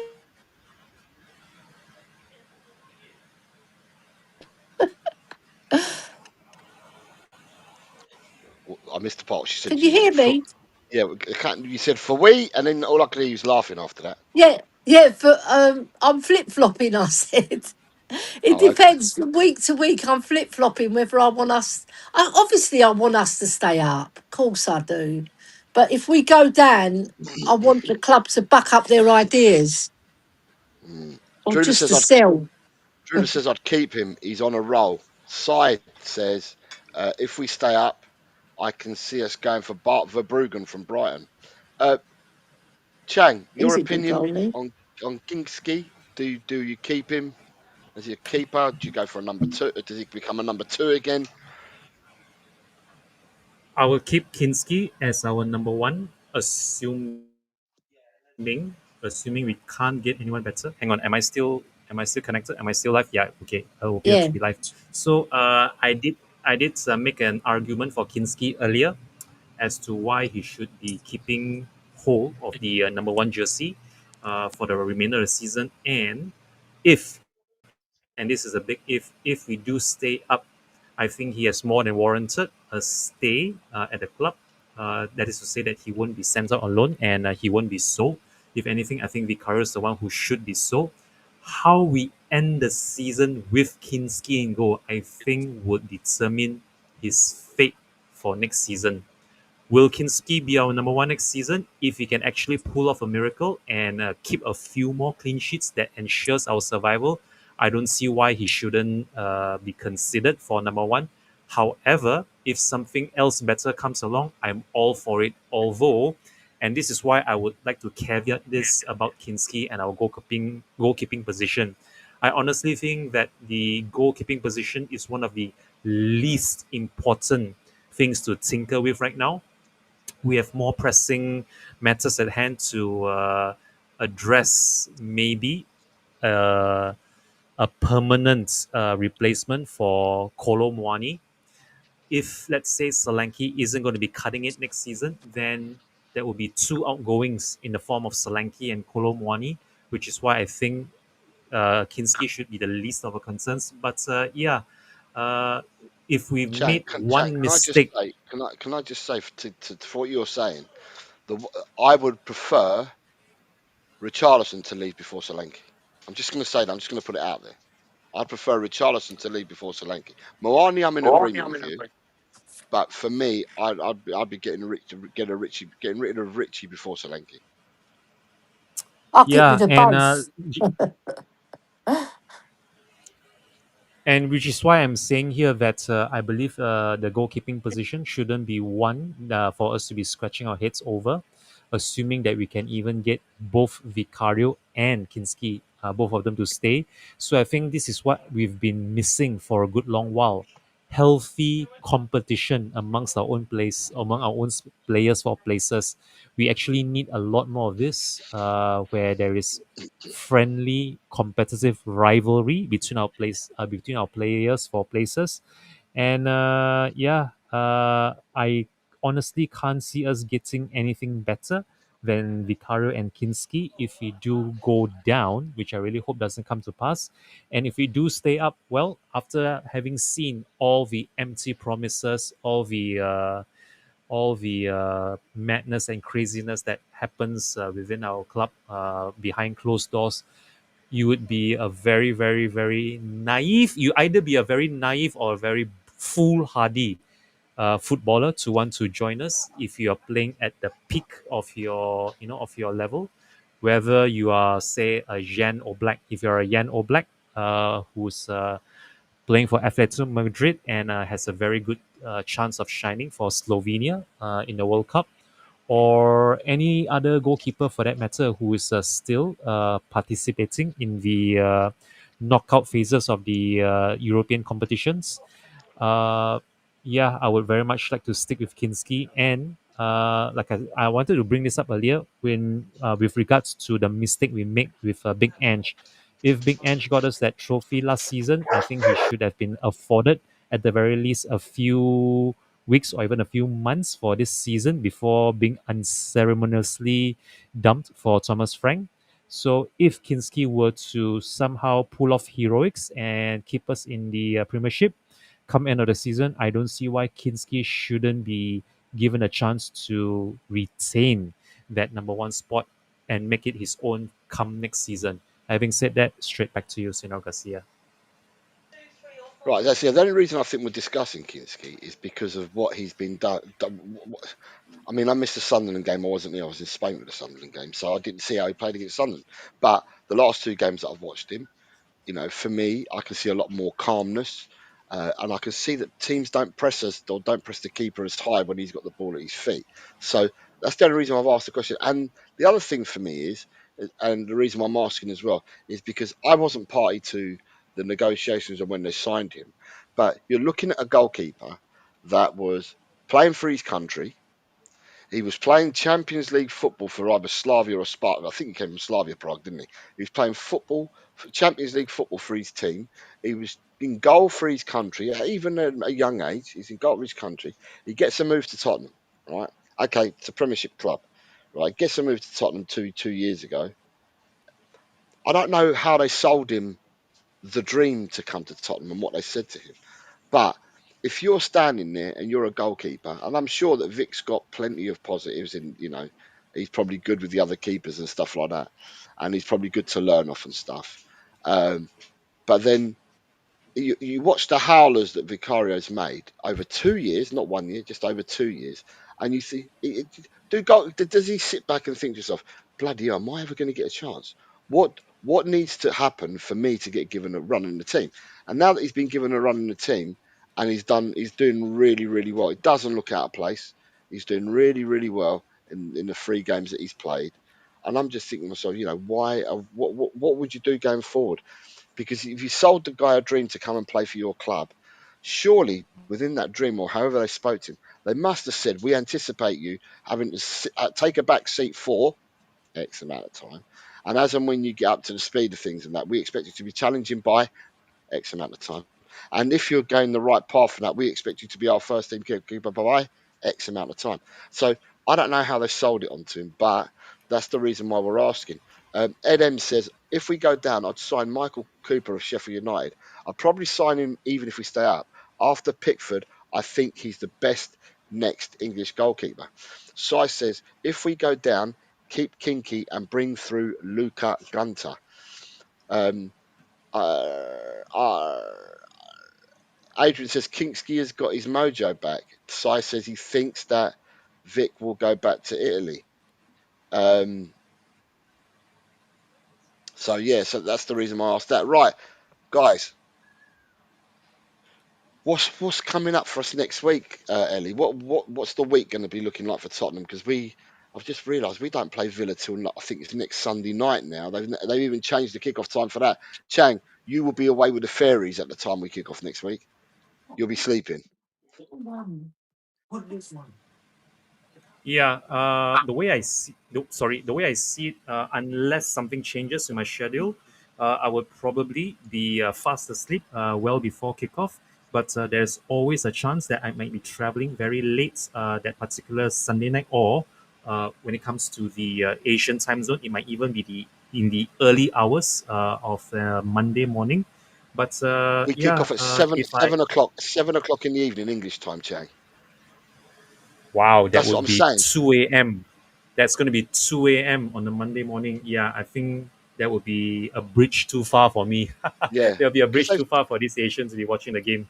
it's just mad. They've changed off game against Villa, right? Uh, Now, whether they've changed that because of the semi-finals that they're playing against Forest, it doesn't make sense to me because Forest are not playing till bloody hell. Forest play on the Monday, the 4th of May, which is a bank holiday here in this country. They play at 3 o'clock in the afternoon the following day. So Villa have been moved to 7 o'clock in the evening on a Sunday, and Chelsea Forest will be at 3 o'clock in the afternoon on a Monday.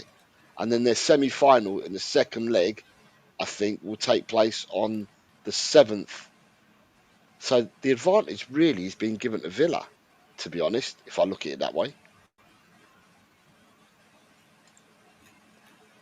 But anyway, what does our week look like, Chang and Ellie? To carry on, Chang, what does our week look like? What do we do from now till our game next Sunday? What are your expectations of what we're going to be doing? What do you think we might hear from Tottenham? I think the first thing we need to prioritize right now is to ascertain as to just how severe are the injuries to both Solanke's hamstring and Simons' ACL. If everyone else is fighting fit, then I think De Zerbi should start tinkering with his starting 11 now, assuming that is he doesn't want to see Kolo Muani starting for us against Villa at Villa Park, which would leave us with Richarlison starting up front and possibly Odebeer. Odebeer maybe deputizing on the left, which means there would be an opening over on the right for whoever it is that's still available now that we've already sold Brennan Johnson to Palace at the beginning of the year. So yeah, it's going to be a lot of chopping and changing. But I mean, this is the time. If this is the time for the likes of Lucas Bergval or an Archie Gray or even Conor Gallagher and Polinia to work in tandem, well, it's never too late for that. I just hope that whatever team that we put up against Villa, they do not come a cropper within the first half, because otherwise then it will be effectively over as a competition even before the restart. So I think it's very, very important to not tinker too much if that's at all possible. But again, I'm not De Zerbi, and I would hope that whatever he does, it's a big, big, big improvement over Thomas Frank and Igor Tudor in this similar scenario. All I will say is, as long as we still have games, as long as the players themselves still have the fight in them, we, the fans, should be there supporting them every single step of the way up to the last final, or rather the last full-time whistle of the last game of the season. Having said that, straight back to you, Sinu Garcia. Ellie, what do you think this week looks like at Tottenham till we play Villa? Is she still there?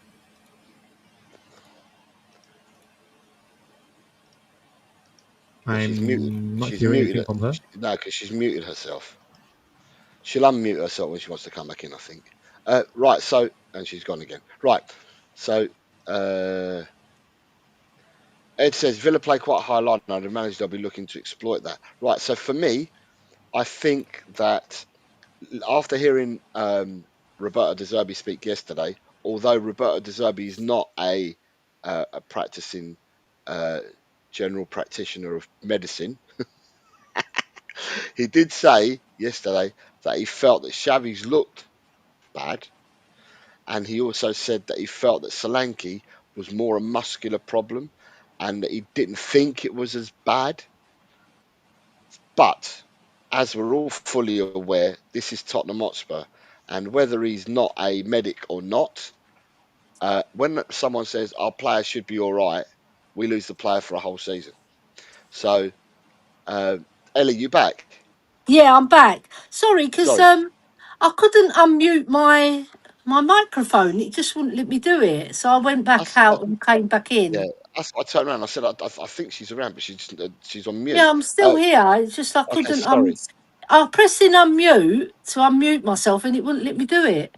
So I was just beginning to talk about the week, but what does the week look like for Tottenham now till Sunday, Ellie? Yeah. So I believe Villa are playing Forest on Thursday night in Yeah, the semi-final of the Europa Cup.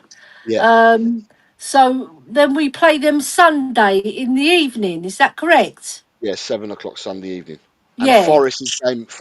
Forest Chelsea is now on Monday at 3 p.m. in the afternoon, which to me makes no sense because you're giving the advantage to Villa, Yeah, and you Villa are. Villa are at home second leg. Yeah. So the thing is, we've got to get on with it. Whatever they've decided, we've got to go with, Jose. We can't change it now. So our focus is to go to Villa Park and perform and get the 3 points. So there's nothing less. We have to get the 3 points because I believe West Ham are playing Brentford away. And like I said earlier, that's no easy game. And they've already beaten them at their grand earlier this season.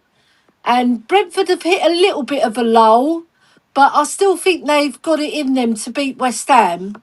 As if they play like they did against Arsenal, when they I think they drew the game, didn't they? 2-2, I think it was, or 1-1. Yeah, I think it was 2-2. Either way, I think Brentford have got the beating of West Ham. So if we can get even a point against Villa, that would be reducing the deficit by 1 point. But I think we can go and get the 3 points because they've hit a lull as well. And I'm hoping that Forest beat them as well in that Europa Cup semi-final. I'm hoping that they win. So I just feel that we've got to go there positive and try and get the 3 points because if we do and Brentford do us a favour, then we're 1 point ahead of West Ham going into the Chelsea game, and then they play Arsenal and we play Chelsea. Is that No, right? No, we play Leeds, don't we? And they play Arsenal. yeah. Yeah, and then we play Chelsea. I can't remember who they play. I know their last game is Leeds, and our last game is Everton. So 3 points is essential again. Yeah, because I think Brentford will beat West Ham. I really do. So let's keep our fingers crossed, lads, and we come away with the 3 points again. So for me, right, the way that I'm looking at it is that we've got another week of training on the pitch. So we played our game yesterday. So I Yeah, presume that the players will have a day off today. They'll be back in on Monday. They'll start the training and the recuperation, all that. Will start again tomorrow. So you've got another full week on the grass training, which can only be good. De Zerbi gets his time to train, drill, and stuff like that because we haven't got a game every 3 days. So that part is good, and that should help us out, right? yeah, So we're going to find out somewhere along the lines, early part of the week. I'd say by Tuesday, maybe Wednesday, we will find out about Solanke, and we'll find out the extent of Solanke and the extent of Simmons. On the naked eye, Simmons looks a worse injury than Solanke. Listening to De Zerbi yesterday, he obviously thinks the same, although he's not a practicing doctor. But he said that he felt that Simmons is worse and that Solanke's was more like we took him off to make sure that we keep him fine. But we find out during the week. But regardless of that, the rest of the team will train. We are not looking forward to any returns. right? There'll be no returning players from injury because at the moment you've got Wilson Odobert out, who's not due to come back till November, December of this year. Mohamed Kudus is just not available and ruled out. The earliest they reckon he'll come back is pre-season. Kulusevski, no, pre-season. Romero, no, pre-season. Vicario, they reckon, has got a chance. The earliest chance that he's got is May, after next week's game. Ben Davis, ruled out, no date for him to come back. Destiny Udogie, currently they're saying May as well, but it won't be by the next game. Pat Matassar, another one who may, but not within the next game. And then you've got knee injury to Simmons, the muscular injury to Solanke. We will have no further players coming back to bolster this squad up. So we will have to go into the games that we've got coming up, or the next week's game at least, with no extra players. So, with that being said, I think it's another week of, as I said, training the players on the pitch and stuff like that, and getting them ready and set for Villa. Yes, like everybody else, because I'm a Tottenham supporter, we want to get a result at Villa. We want everything to be in our hands. I did say that I don't think everyone's going to win all their games, but it's another opportunity for us to try and go and get some more points onto the board. So I just think it's a suck 'em and see. We're just going to have to wait and see what news comes out of Tottenham. I think it's another week on the pitch for players like Maddison to get him fitter, sharper. And hopefully that then he can start playing and doing a little bit for us, in whatever capacity he can do, whatever minutes he can play for us. It'll just be a bonus, and that's the way I see this week. That's the way I see this week panning out, to be honest. Yeah, and I think the law of Brentford getting into those European spots, either Europa or Conference League, will be a really good draw for us as well, because Brentford would want to make those places and they're pushing for it. So they've got an incentive. So have West Ham to stay up. But I think Brentford are better than West Ham. I've Yeah, been watching them, and I think they're a better footballing side, and they've got. I think they. I just think they're really good at home. They're really hard to beat at home. Even Arsenal couldn't beat them, right? So we didn't beat them either. But we're better away from home than we are at home, as we've seen. I think we've won 6 away and 2 at home all season. So yeah, I'm confident that Brentford will beat West Ham, but it's just on us then to beat Villa or at least get a draw. and then just to let you know, Adrian's put in West Ham's remaining games are Brentford away, Arsenal at Yeah, home, that's Newcastle it. away, Leeds at That's it. home. Newcastle. See, Newcastle, they're a bit funny team. They've had a really indifferent season, but when they can turn it on, they turn it on, and I think they can beat West Ham as well And then easily. Forest have got Chelsea away, Newcastle at home, Man United away, and Bournemouth at home. So Yeah, that's everyone's all 4 hard games. but so everyone's got hard games. Got hard games. Aussie Ange, Yeah. good. I'm going to say Aussie Ange. It must be your evening, so I'm still going to say good evening to you. He says afternoon panel. We are staying up, but we must aim for 42 points. I think 40 may not be enough to stay up. And then Aussie Ange then says we can go to Villa and Leeds and win. Then all we need is 2 draws. I like the optimism. Anyway, thinking about next week. And I'm now thinking about next week. If we are playing football on Sunday at 7 o'clock in the evening, it might be better to do a show on Monday rather than. So, Chang, I'll have to contact you for you to tell me what times are good for a Monday for you, because I won't be working that Monday because it's bank holiday, so I can do whenever on that day. And Ellie, I will contact you as well and find out when you're Okay. available as well. And then what we'll do Yeah. is I'm because I'd available rather. all the time. I'm Yeah, but retired, so rather than do a pre-game on the Sunday, I'd rather wrap up and do a post-game on the Monday, yeah, so good if there's idea. any, so we can discuss everything from this week and Yeah. the game itself.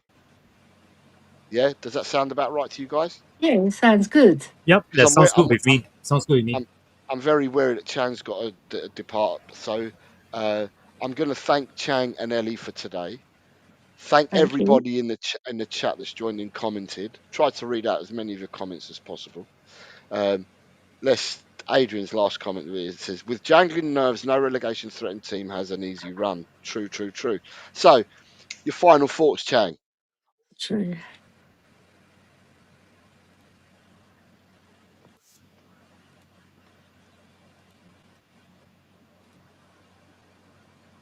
Is he going to talk?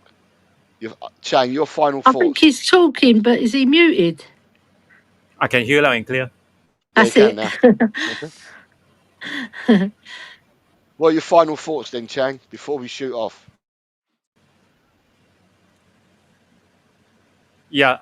Sorry, Jose. My line's breaking up. It could be the Wi-Fi at this hour. If if you can still hear me. Uh, I think I might have to sign off now. I'm looking at my ping. My internet line is really laggy right now. If you can hear me at all. So We can hear you. yeah, it's Chang over and out. Okay, very good. So Chang over and out from Southeast Asia. Thank you for today's show. It's been a long time coming since our last win in the Premier League. Long may we have many more of these similar situations whereby we have ourselves a stress and worry free on a Sunday after a Saturday league win, and yeah. And I think that was I Chang think over and he's out. gone. I think I think whatever they did in the network, they threw him out. Um, Adrian is thanking us for the show. Thank you very much, Adrian, for tuning in, mate. You're top man, and I shall see you at Leeds. And Ozzy Ange says, mark my words, we ain't losing any of the next four. We have belief and momentum now. I'm beaten in two now. The lads must dig deep and play for the fans. So, Ellie, what's your parting gift for us? My parting gift is that I don't care how we win. I want us to win all 4 matches and keep ourselves safe, because performance is, yeah, it's lovely if you win in style, but I don't think we got the players to win in style unless Madders plays, and he's very doubtful for a big stint in the in our relegation run. So by hook or by crook, bring those 3 points back from Chelsea and Leeds. And Villa, and let's win our home games versus Leeds and Everton. And then I believe that will be enough, because I think Brentford will beat West Ham and Arsenal will beat them. So that will see us safe. So come on, you Spurs. That's my final thought. Come on. Woo!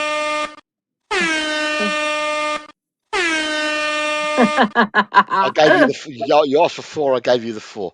For me, as I said earlier, for me, yeah, we're not in pole position, but I don't look at everyone else because I think people will drop points, and it's just what we do ourselves. And I'm hoping for the momentum and that we continue from these two games, and that we carry on, and that that De Zerbi can get these boys to carry on churning out results. And we wait to see what the week lies ahead. I wish everyone a really, really good week. I will say for the people that do predictions, it's been a funny week this week because obviously the games are Yeah. taking place every day and have done since last Tuesday. So we've had Yes. games Tuesday, Wednesday, Thursday, Friday, Saturday. Today we've got one game, which is a bonus game in Finland, and then we finish tomorrow with Man United. So it would have been a long, crazy 7 days. I wish, Yeah. in hindsight, I now wish that I'd picked more games, Mm. and we would have had a bumper one because it seems to have worked out quite well doing them across the board like this.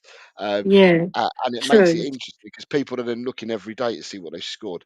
I will say there's some good scores and there's some not so good scores, but there are still 2 days to go, and then I'll have to find some time this week to then do a result show. I've not decided when I'm doing it. It may well be Tuesday, but I'm not Yeah. sure. So just look out for when I'm next going to be back on, and that'll be the results show. Then we'll do the predictions for next week on Friday, because I think there's Leeds United play Friday, so we're going to have to do it on Friday. And then we will do the show post Aston Villa. We'll do it on Monday, Ellie. Yeah, and there's one more thing I'd like to say before you sign off, Jose. Is Yeah. this message goes out to Senor De Zerbi, right? So I saw in his presser, I think it was his post match presser, that he said he wants to take out Mwani to breakfast, lunch, and dinner. Well, Mr. De Zerbi, Senor De Zerbi, or Dispersi as he was called after he made that comment, I suggest you take him to France and leave him there at the restaurant, please. Surrounded by 50 million croissants. Whatever, just leave him there and come back on your own. Dump him Right. there. and a representative from PSG can pick him up, probably in a I limo. I'm happy. When De Zerbi said the other day, he goes, "We can win the last 4 games," or whatever he said. We can Yeah, win them all, and that's not being arrogant. It's just that we can go out and win them all. Listen, the guy has been. We've been told that the guy will be a disruptor. I've seen anything but so far. I've seen yeah, anything but a disruptor so far, but that doesn't mean things won't change going forward. But I like a calm De Zerbi for the time being. If a calm De Zerbi gets us over the line, then so be it. If it's time to then kick them up the arse in the summer, then so be it. But like always, we support Tottenham. It's our team. And as always, I'm going yeah. to end the show with "Come on, you Spurs." Yes. Tell, Cockerell. He's just a true guy. You'll have a true time. Tell, Cockerell. Leave your troubles at the door. You know the game, you know the score. We're here to have fun, so holster that gun and read the writing on the wall. The predictions league, done every week. It just goes on and on and on and on and on and on and on and on. Why do I always get it wrong? Tell, Cockerell. He's just a chill guy. You'll have a chill time. Tell, Cockerell. Jose gets himself around. Always talking Spurs, wherever he is found, home or away. He always tips to win, throws the form book in the bin with a cheeky knowing grin. Tell, Cockerell. He's just a chill guy. You'll have a chill time. Tell, Cockerell.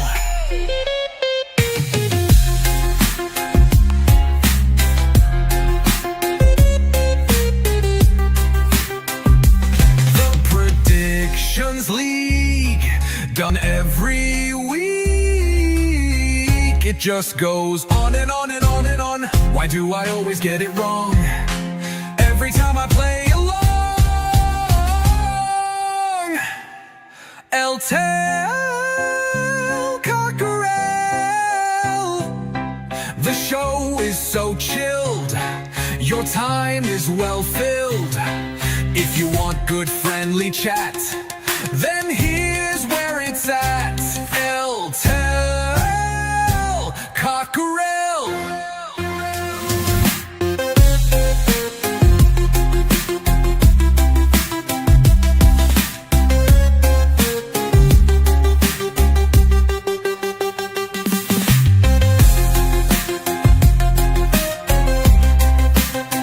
It just goes on and on and on and on and on and on and on and on. Why do I always get it wrong? Tell, Cockerell. The show is so chill. time is well filled. If you want good friendly chat, then here's where it's at.